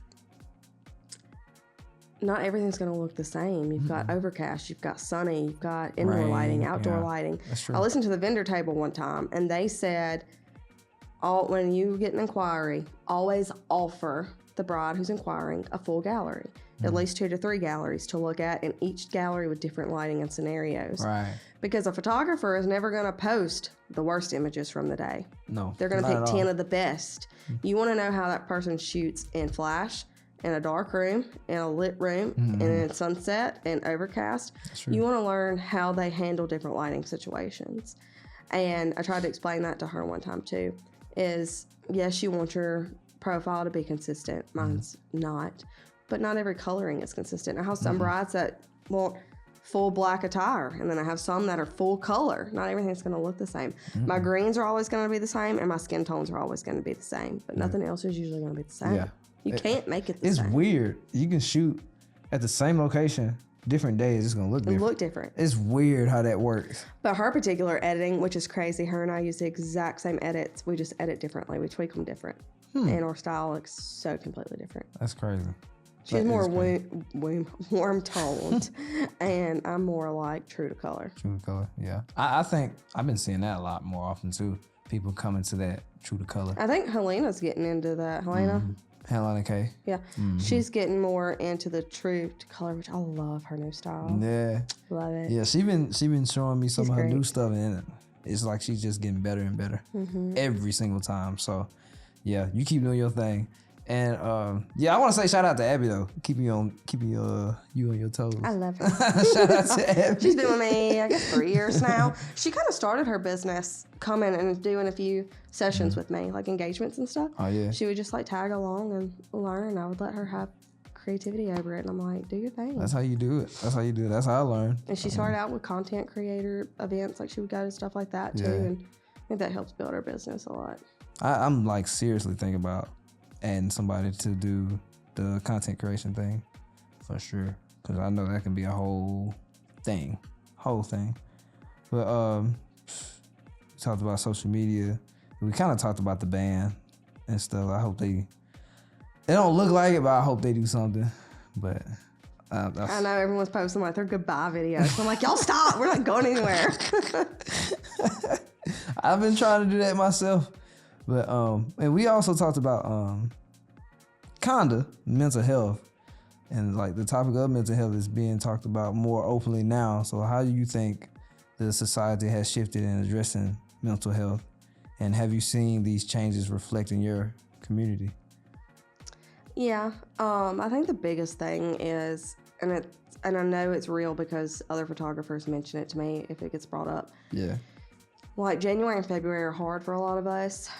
July and August are really tough months, I feel like. It is. Like things just kind of slow down, and you're like, what am I going to do to make ends meet this month? Especially us who do this as our full-time job. Yeah. And it can take a toll on your mental health. Like you start getting in the process of, how am I going to make ends meet, or what can I post to, have people engage or want to book? Yeah. And I don't necessarily think it's that we're doing anything wrong. I think the economy just sucks. Like it really sucks right now. Praying it's going to get better. But 2, I've started getting to where, like I was telling you, Square has those accounts. Yeah. Start taking a percentage out and putting it back and label it Yeah. January, February, July, August. I do that. And have money put back just to sustain yourself during those months. But I think as business owners, and mental health plays a lot with the off season and slow season. And I also think it has a lot to do with your clientele. And that comes with raising your prices. You want to also raise your prices not only for the quality of work that you're producing, but also for the clients that you want to reach. Yeah. I mean, there may be a client that reaches out to me, and I've gotten to where I've gotten really, really good about doing this, is if I get an inquiry through Pixie Set or something, or someone messages me, I'm going to stalk them before I ever reply back. Not because they may be a bad client. They may not be the client for me, and they don't know that. They may like my style of editing, but let's say their whole vibe for their ceremony is going to be Western vibes, like cowboy hats, boots, but they like my editing style. But I'm still not for them because I'm not going to enjoy shooting their day because it's not my style. Right.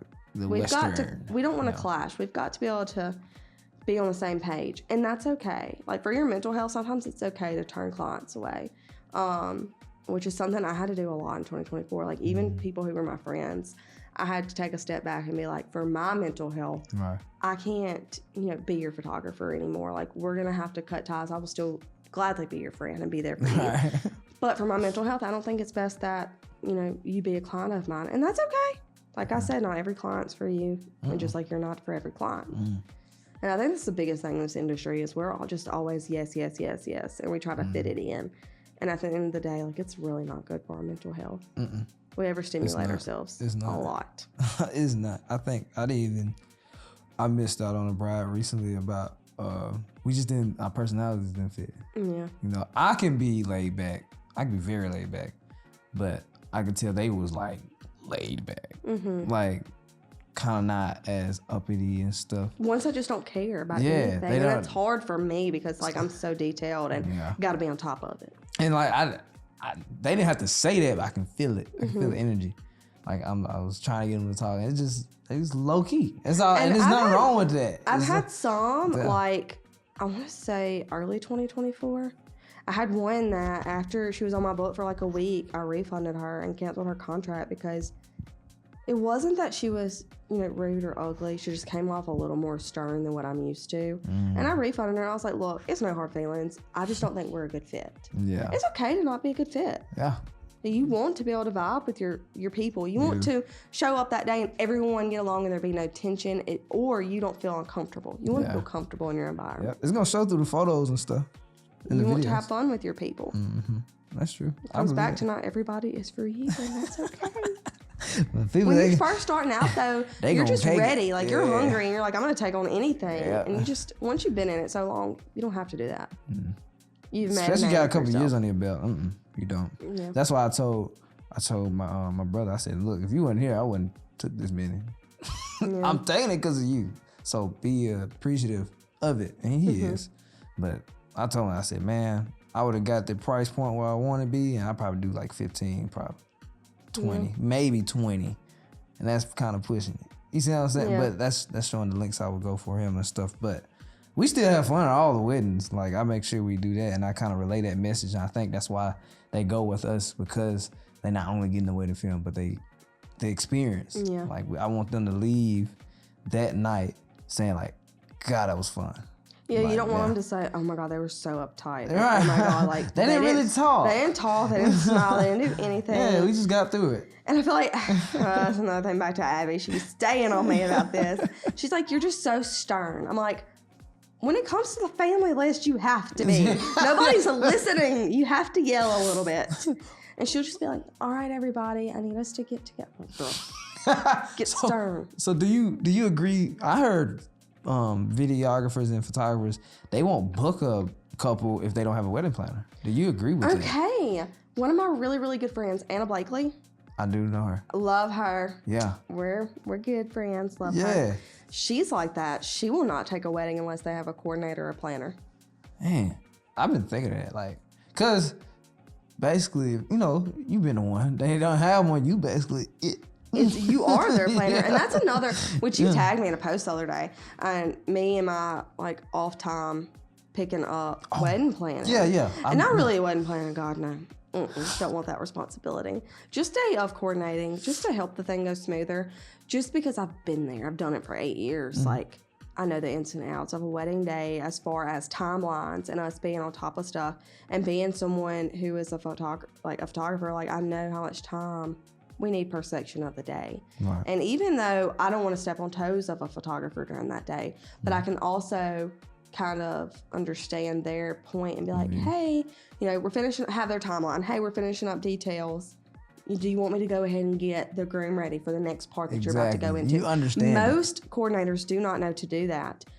Okay, if you have my timeline that I precisely created for this day to go smoothly, let's go through it. If you know, okay, it's 11:45, we should be starting groom photos in about 15 minutes, go on, get with me, ask me where I want them to go. We'll scout out a location. If I say I just want shade, girl, just find me some shade and put them there. I'll be there in a little bit. That's all you want. That's all you want.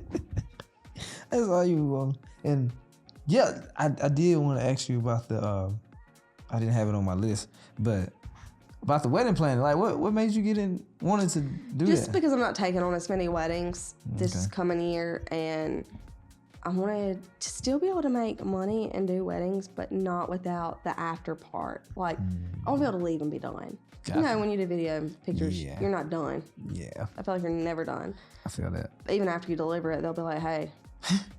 I've started telling brides, okay, you have a week to go through your gallery and let me know if you want anything fixed, changed. After that, I'm not touching it. Yeah. I mean, I can't. I'm going to get behind. That takes away time from somebody after you. Like, I'm trying to stay in my contracted time frame because I have contracts with everybody. That's another thing, too. I used to do 60-day turnaround times. I can't do that anymore. I noticed photographers. What is yours? A month.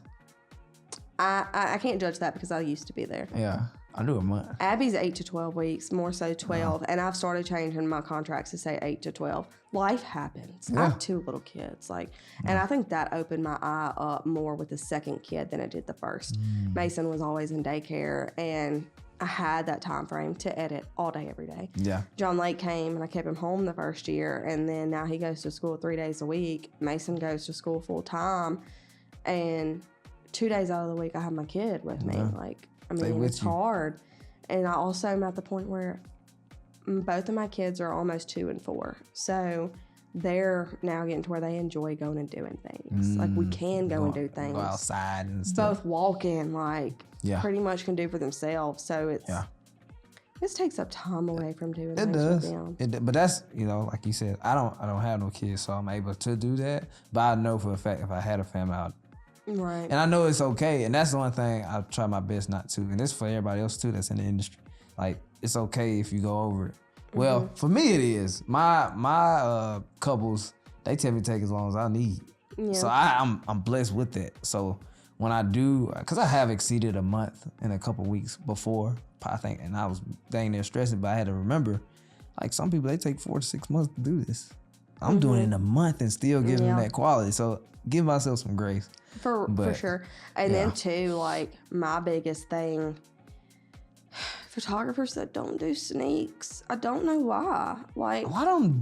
That's a why don't you do sneaks? Why is it taking you 4 to 6 months to give a wedding gallery back? It shouldn't take that long. And then you're not doing sneaks. Why are we not doing sneaks? Your bride just paid you. At least give them a sneak. Then to post for their 1 month. That's all they want. Yeah. And you mean to tell me they just paid you all this money and you can't even give them a few photos back? I used to do 24-hour turnaround for sneaks.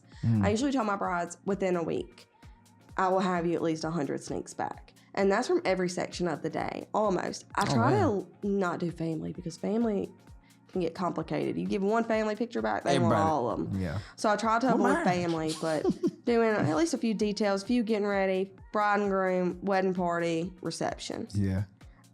And be done with it. 100 out of that many photos, it's a good set of sneaks. It is. It's basically, you could call it a gallery almost. Right. And that's like some people do, like gallery limits. I'm like, how do you do that? I can't do that.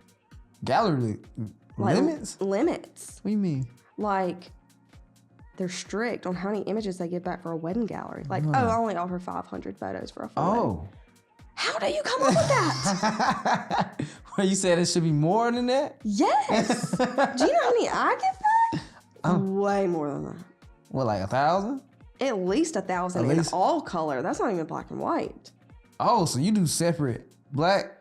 Now, for the past 6-7 years, I've done full galleries in all color, galleries in all black and white. That's dope. It is a lot of work. I know it is. They don't even use half the black and whites. But the photographer who is like I'm going to say third mom, because I have a mom, my stepmom, and her. And she pretty much has raised me through my adult part of my life.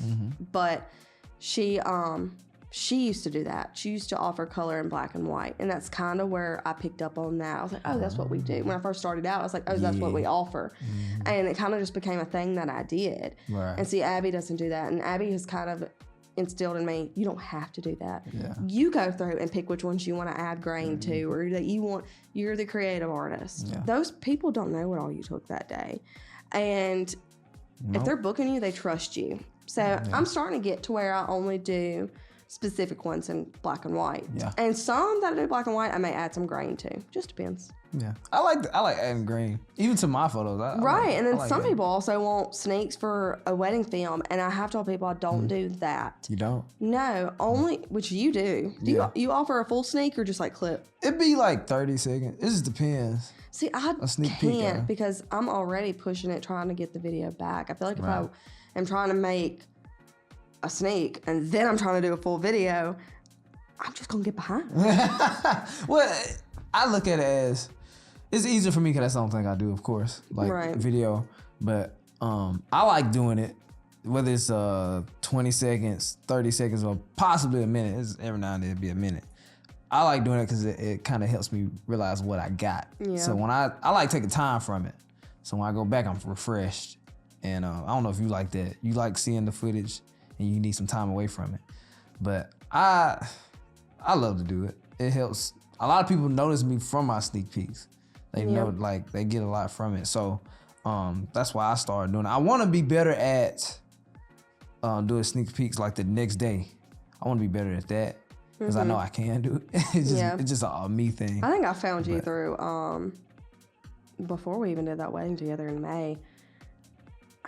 What did it have been? It could have been. A lot of people know they yes, it would have to have been. Okay, so before you did that wedding in May, you did Landon and Levi. Oh yeah, love her. See, Landon and I went to school together. Oh really? In Grenada. I don't know if she's from Grenada, but she went to Grenada, and that's how I know her. I think she moved to Grenada like middle school, and her brother actually graduated with me. Did it? She's a little bit younger, but. Yeah. Yes, yeah, that I think I ain't gonna say that. But anyway, yeah, that sneak peek was amazing. With the confetti and stuff. That I loved it. It was amazing. So I find joy in it because like how can I make that sneak peek hit? Like when you see it, can I make you feel something? Yeah. That was my goal. That's still the goal.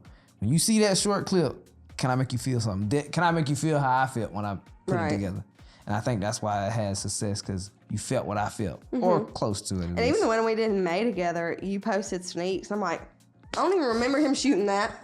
Where was he? Where was I? Because I don't remember seeing him do that. Like them running with the girls. I'm like, where was I?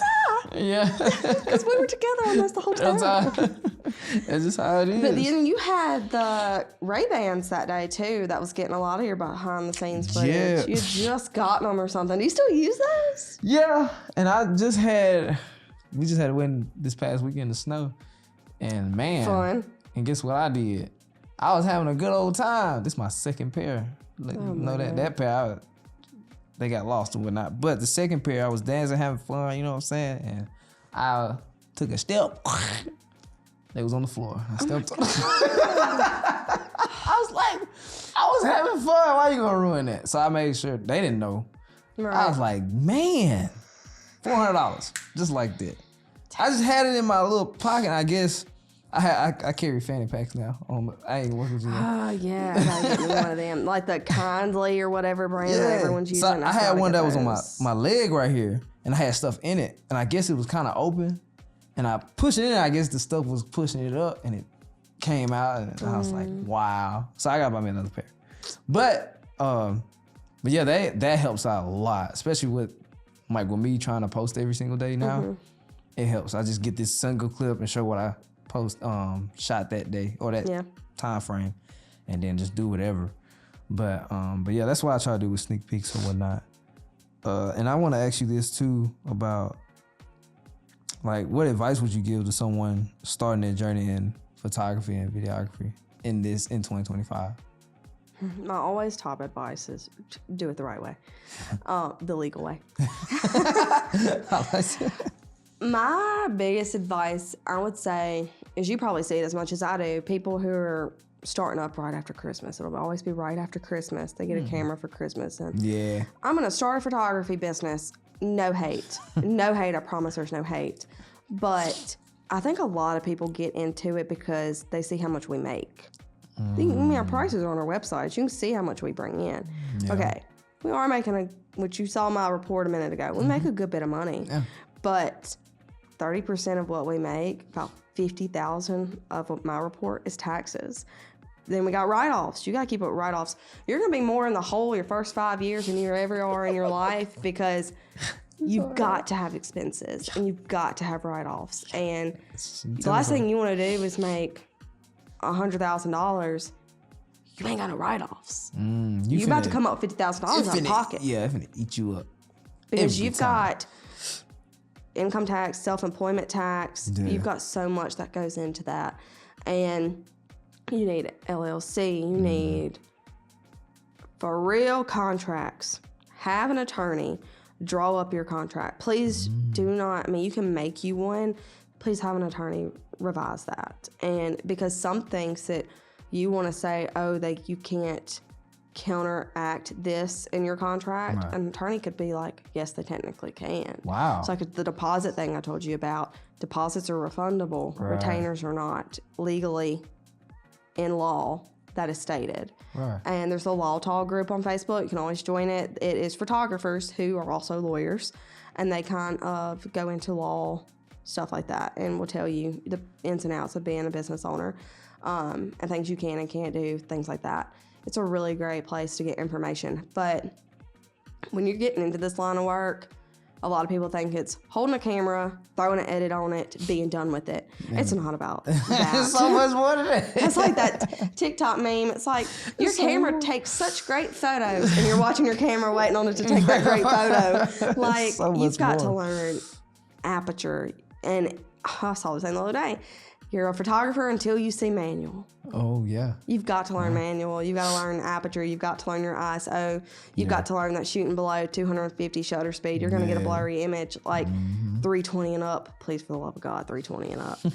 And mirrorless, you can go higher. Like your Sony can shoot higher ISOs than my Canon shoot can. way And they're higher. both mirrorless. Yeah. Like that day in May when you showed me, I was like, you're at like 20,000. I'm over here at like 1,000 getting some grain. Like, what? So Yeah. my biggest, I guess, thing would be, I guess when I first started, I was a little intimidated. And it is intimidating, reaching out and asking questions. Yeah. But don't be scared. If there's somebody who doesn't reply or they leave you on red or they don't want to help you, move on, find somebody else. It's probably best that they did that. Right, because they're probably intimidated or they don't have enough good advice to give you. Or they're not confident in themselves, and you don't want to take advice from someone who's not confident in themselves. True. Because they're not confident in themselves, they're not confident enough to help you. And you've got to be confident in your work and yourself to give someone else advice. It's like trying to take parenting advice from a new parent. You're not going to gain anything from that. Somebody with So- 20 years experience. Right. That's way better. I also was listening to a Christian-based podcast, and he said that he does not take dating advice from unmarried people. Unmarried people. Not couples, unmarried. Married, yeah. He only takes dating advice from married people because they've lived it, they've learned it, they've gotten through it. Yeah. And it's the same concept with a business. You can't take advice from people who have never been in that. And I always say take advice from people who have been in it a long enough time. I learned one time when I first started my business that you need to give any business that you start 5 years. 5 years for success. If you drop out of your business before the 5-year mark, you'll never know if you made it. You will not make it until year 5. Man. I'm on year 19, 20, You on about 7? 7. Yeah. I'm on year 7. Yeah. The last 2 years were the first time in my whole entire career I hit over $100,000. Wow. Before that, I was still at like the 30, 40, 60. And I can go back in my reports and see how much every single year it's gone up. Really? But it goes up with your work. It goes up with your quality. It goes up with experience. Yeah. Like, there's no way I could charge what I charge now for something before mirrorless. Mirrorless changed the game, I think, Yeah. for all of us as far as quality. It has. And people always ask me my opinion if I'm going to start, out in this business, what type of camera would you recommend? And I always have to ask, we doing it for hobby? We doing it to start a business? Or are we doing it as a mom photographer? Because that's going to make a difference. I ain't never heard that category. Like, if you're only wanting it to take pictures of your kids, you don't need a Mark IV. You don't need a mirrorless. No, you don't. It's not worth the money. It's not. If you're doing it as a hobby, start with DSLR. Get your feel, learn manual. If you're wanting to build a business, you go on a splurge on the mirrorless and learn the mirrorless. Yeah. Because there's no point in spending money on equipment that you don't intend to profit from in the future. To use, yeah. There's people who want to start the business and then they get about 6 months in and they're like, oh, it's not what I thought it was going to be. Yeah. Well, that happens. That's with any business. Yeah, if the beginning is easy.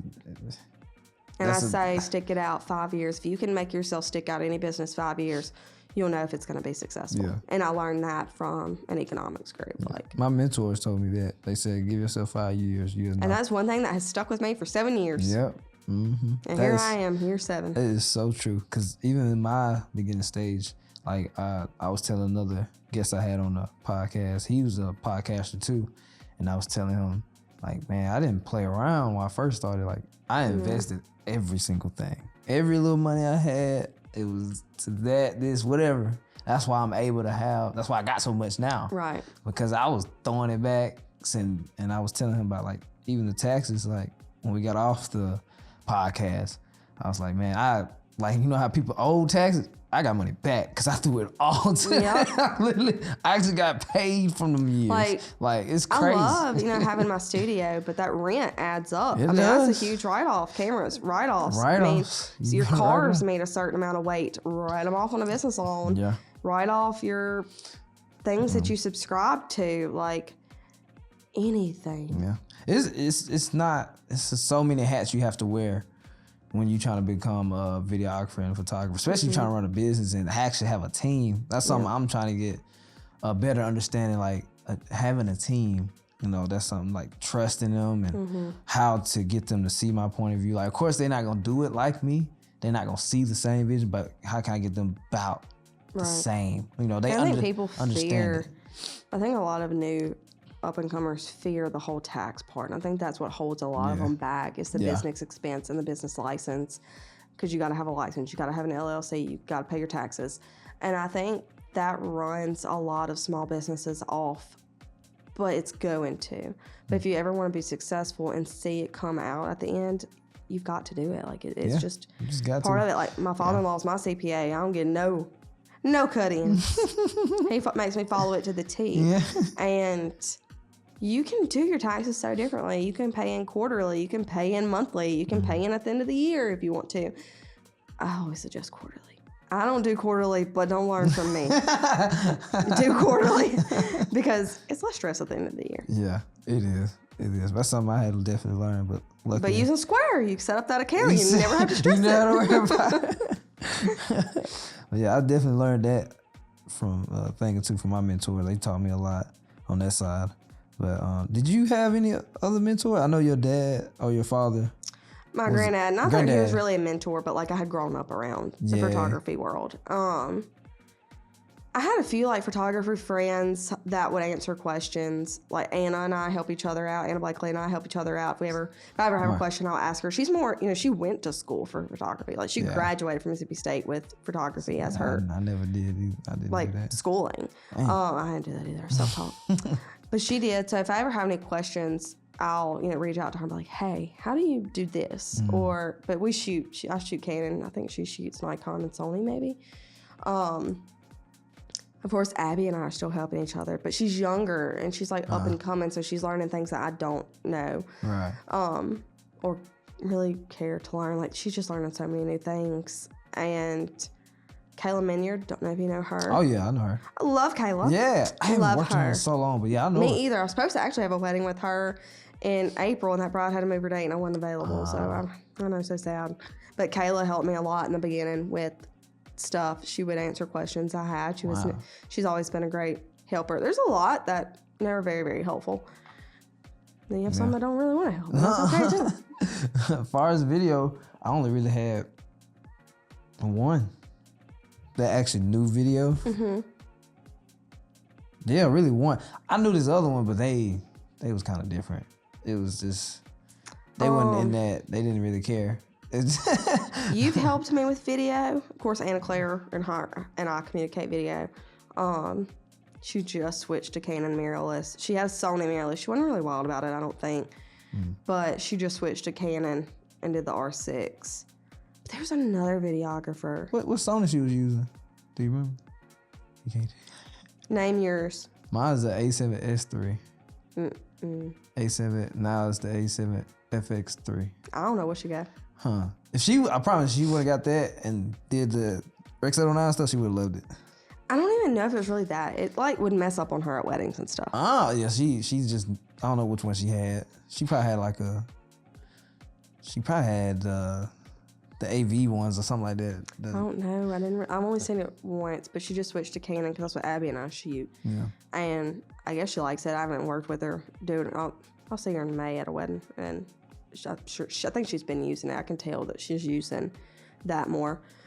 But she was using the Mark IV, which is great for video. The 5D Mark IV shoots 4K. Yeah. It's just a heavy body. Yeah. And that's what she was using for a while. But 5D Mark IV does not shoot 4K at 60 frames. You have to drop down to 25. Dang.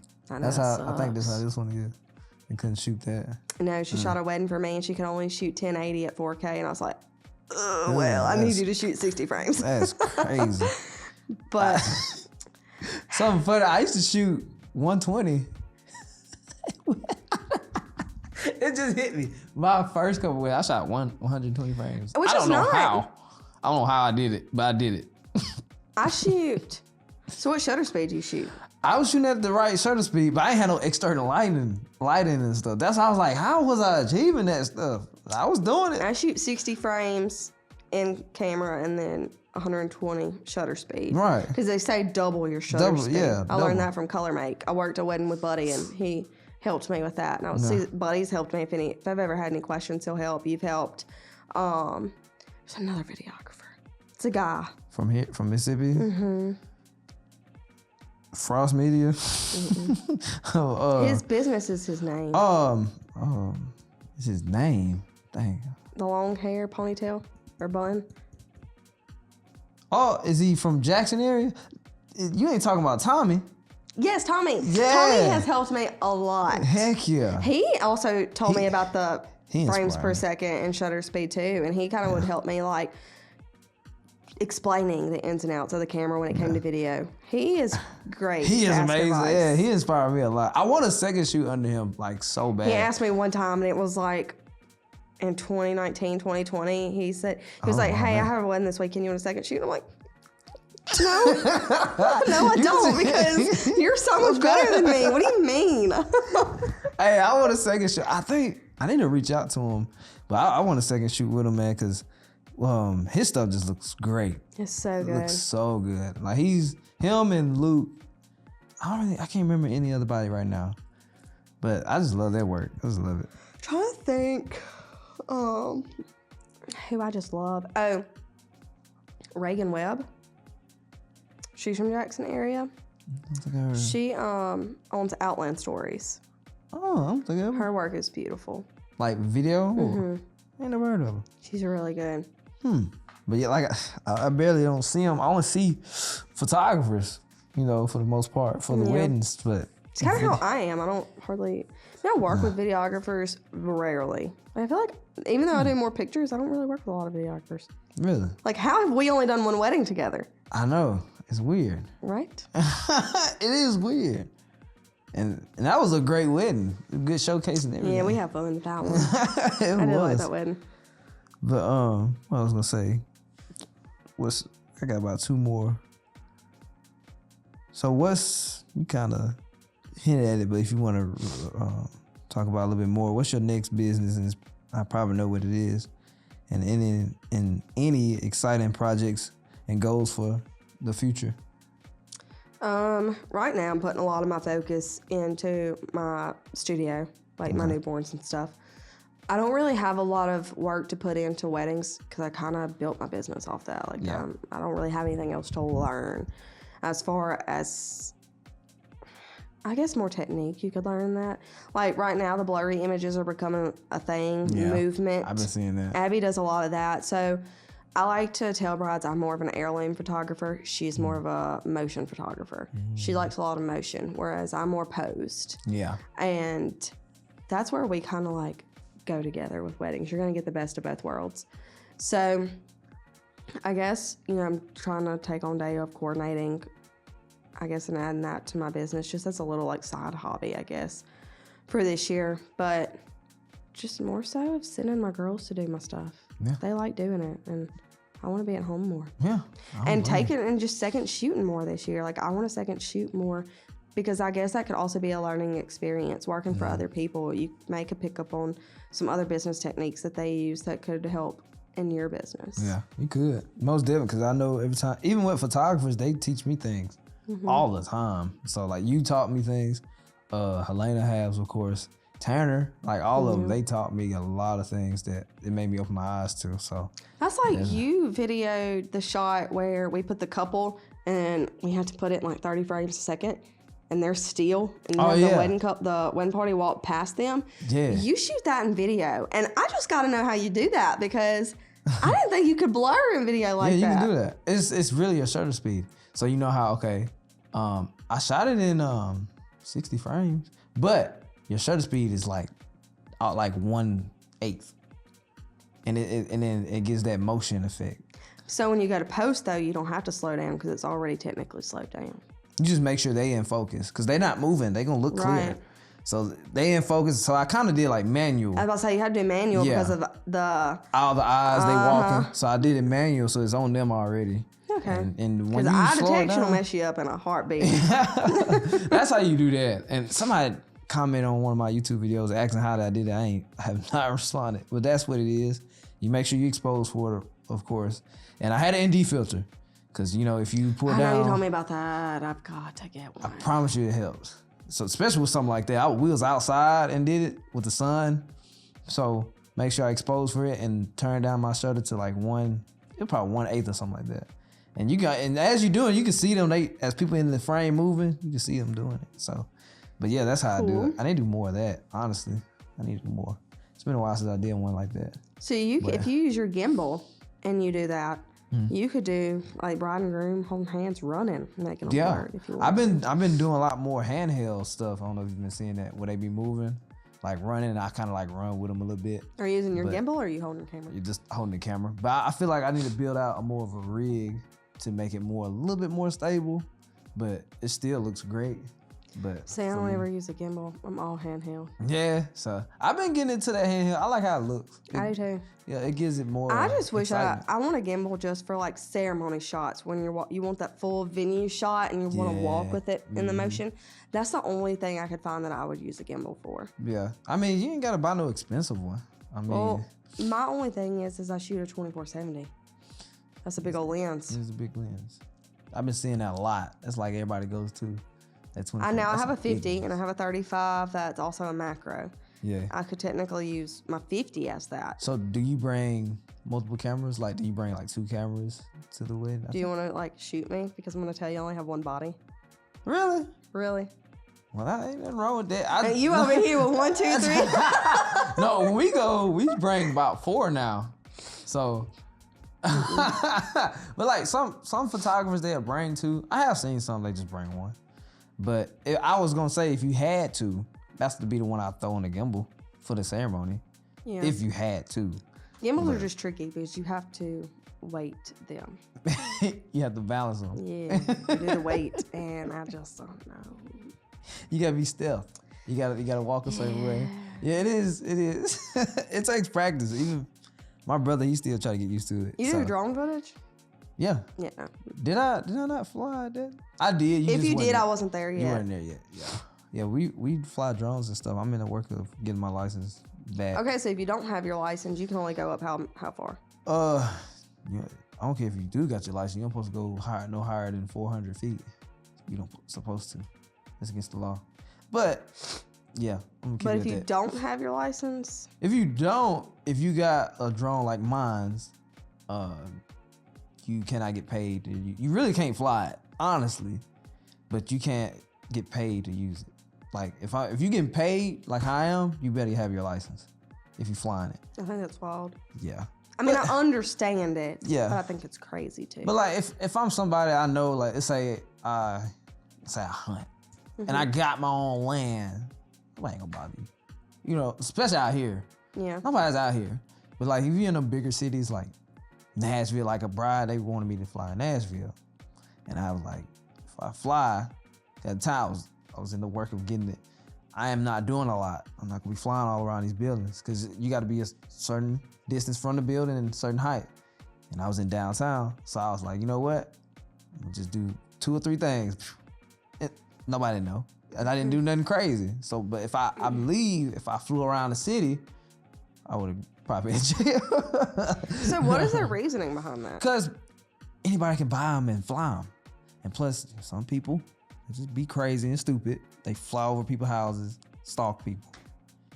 Like, they do that. I don't know why. See, we used, when we were pregnant with our oldest, we went through fertility to have him.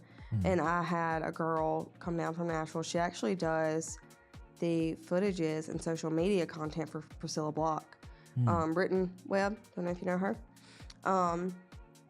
She came down and did like a video of like our dinner reveal, us at home with Mason, like bringing him home, and we put it into a video as a keepsake. Right. And I remember her bringing her drone to the maternity session, and we had found some property that had like tall sage grass, and I just wanted a video of like me holding my belly and reaching back, holding River's hand, Right. and her flying it beside us or Yeah. above us or whatever. Yeah. And some guy like came out of nowhere and was like going crazy on us over the drone footage. Wow. And I think people also like, you know, somebody's property. I Yeah. think it's just that, but also I heard it can like mess or interfere with like planes. It can, yeah. That's the biggest thing. They don't want you getting in the way of an airplane. That's why I haven't bought one, because I used to have one and sold it. Did you? And I've never invested in another one. And people I ask about them all the time, and I'm like, I don't offer that. Sorry. So like around here, like for me, Starville, it's not really no airports unless you're in Columbus area. That's where you need to be more careful because they be actually flying. But like most venues I go to, I be nowhere close to the airport. So 9 times 10, you won't see an airplane. My thing is, So if the airplane and the drone are coming into contact, they gotta be flying real low. low. Yeah. Like, okay, for instance, if anybody in the Mississippi area, Tupelo, Antler, better be careful when you fly in that space because they fly low there. Their planes do. See, I've gotten inquiries for that venue, but I'm always booked. Really? I never have shot there. But I noticed that. That's the only venue where I noticed, like, dang, they fly a lot around here and they fly low. Anywhere else, they be flying high if I ever do see it. Yeah. But they fly low in that for some reason. So I'm when I go there, I always like very cautious when I fly it because you can hear it before you see it. Yeah. And so, but that's the main part. They don't want you interfering with that. And like, of course, it's just easy to buy a drone now, and people just want to have fun with it and cause ruckus or whatever you want to call it. But yeah, that's my take on it. Crazy. It is crazy. So, where can the listeners find you and learn more about your service? Facebook. I mean, you can find me anywhere, but Facebook is like my baby. That's where I'm at. Mainly just Facebook. You said you trying to get back into Instagram? Sure, we'll go there. We can try to. I mean, I've got to post more. Like, let's just look while we're sitting here. So, I posted. I actually have you pulled up right now. I posted on December 28th, December 18th, December 13th. Before that, like November 4th. And I just posted 6 days ago a wedding film that I had done, and that was it. I'm bad about. I don't post my films. I don't either. I'm trying to do a better job of that. I'm trying to do it. But also, you want everything to look consistent, and You do. Abby's got me there. I need to say that now. I need to post more of my films. I posted sneak peeks and short clips from today, but the actual films, I need to do a better job of that. I just can't be doing it. I'm horrible about it. Well, I guess that's gonna be a goal for me this year to post more of the films and stuff. And I'm probably gonna end up bringing back some older films and just throwing them in there too. Because some people, every now and then, I have that one comment where they like, oh, I want to see the full thing. Every now and then. Yeah. So I think I should start doing that for I sure. also saw where someone said, another like vendor, they're like, if you don't get enough interaction on a post, don't delete it and repost. If you don't get enough, Like if you post to Instagram, you only get like 4 likes after a day. right? Don't delete it and repost. Just take your 4 likes. And I'm like, what if you posted it at a bad time? You And saying, maybe if you post it at this time of day, you get 100 likes. yeah. The thing about, I mean, Social media is weird. it is weird. You feel like it. I feel like it so shouldn't be weird. like that, but it just is. Like even on TikTok, what was it TikTok? When I post on like Sundays, Saturday night. If I come in and I post like a story, a lot of people just see it. Yeah. For some reason, that one night. Yep. I don't know what it is. I don't know, and sometimes it'd be like Tuesdays. It's awkward. They say like post 3 times a day, consistently, every day. That's a full time. You full time into it. That's at that what point. people judge these content creators. I'm like, no judgment, because I know Abby told me it took her like 8 hours to edit a TikTok video one time. I'm like, it's a full-time They job. don't get it. Yeah. These people who like hate on content creators, and they're like, They be putting you in know, work. being a content creator is so exhausting. Like, yeah, it is. You're looking at a phone all day. I mean, I look at a computer all day, but like, I get it. I get it too. The short clip that I posted last night, it took me about 30, maybe just about 30 minutes. And you got people who are doing that 3 times a day. Yeah, that's a lot. So People with kids who do that. it's like best to give yourself a whole month just to edit stuff for it, then throw it out there. That's what it seems like. You think about these big content creators, just imagine what their drafts look like. I don't even want to. How you even keep up with the captions? Like, I don't even know. I guess ChatGPT can make it easier now though. Yeah. But still, like, if you posting on different platforms, like, I forgot, like, dang, I posted that on TikTok. It's probably time to post this now. I've done that so many times. Well, I had it for Facebook, but I ended up just posting on Instagram Yep. by itself though. But It's just easier to post to Facebook because you can, go onto your computer and go to like new post and then go to the folder on your computer and pick the photos you want to upload. Yeah. And it'd be high quality. Yeah. And then you can't upload from your computer to Instagram. So then you're having to airdrop the photos to your phone, add them into Scroll, then export from Scroll, then upload to Instagram. By the time you do all that, I don't want to post it. you can't upload your photos to Instagram on your computer? I don't think you can. You can. I do the videos. I do my reels.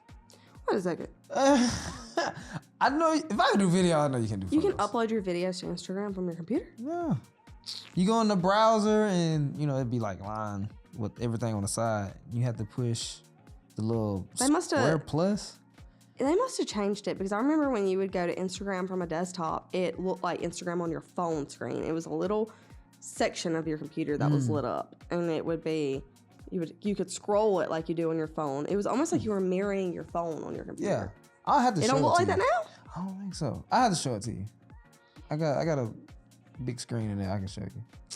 It'll take I'm me gonna a learn something. minute. I'm learning a lot from you, but Just like I gotta learn how to do that inside my camera for a video thing later. Well, that's all the questions I had. Do you got any questions for me? Because I know I asked you a ton of questions. Those some good questions. Yeah, I guess. What's your plan with your podcast for this year? You gonna try and get some more vendors on here? Yeah, I meet a lot of people, but my biggest, if it don't happen, I want it to happen. Chris Jones, football, Kansas Chiefs. You don't watch NFL? No. Dang. My husband probably gonna watch this back and be like, "You dummy." Anyway, Chris Jones, he's from here, and he won please don't quote me, 3 Super Bowls with the Kansas Chiefs in the past 5. Well, we have 4 NFL players from Grenada. Really? I know the Oxford one. I know DK Metcalf and stuff. I'm not big into football. I just know a little bit. Well, we have Tyree Phillips. Him and I graduated together. Oh, Friends. We were friends on Facebook. He took a year off. He had surgery on. He messed up something playing. Had to have surgery and took some time off. He's now back playing. Jannard Avery, he's from Grenada. He plays. Wow. CJ Avery, I think he's in the NFL. He plays now. He used to play for Louisville, but now I think he's drafted in the NFL. Look at All that. of them came out of Grenada High. Did not know that.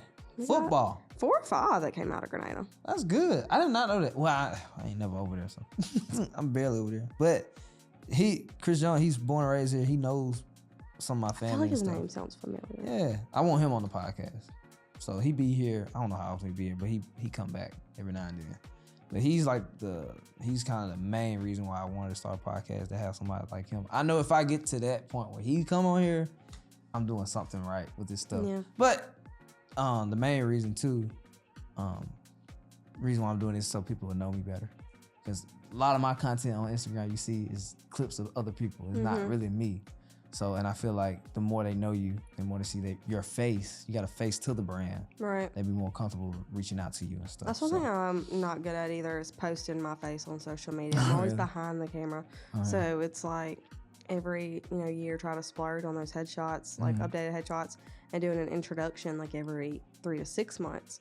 Because you're gaining so many new followers who are not going to go all the way back and find your introduction.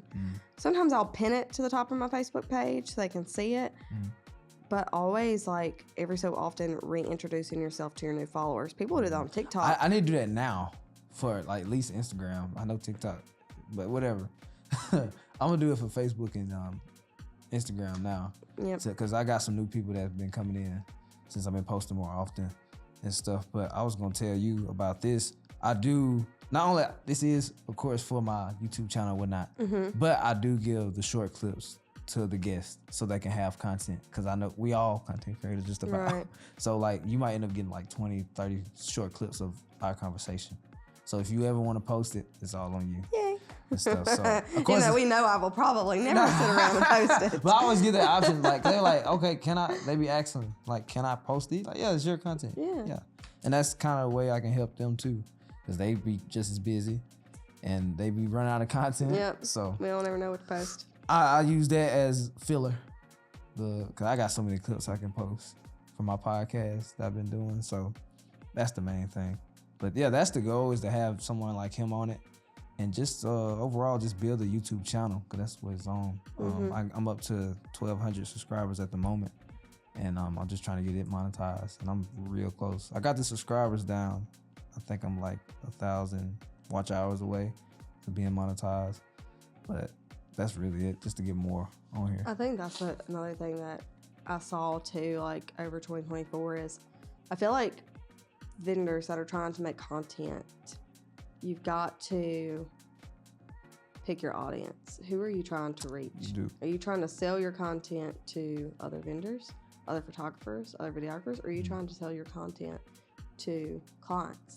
Just as far as like another topic, to talk about, like,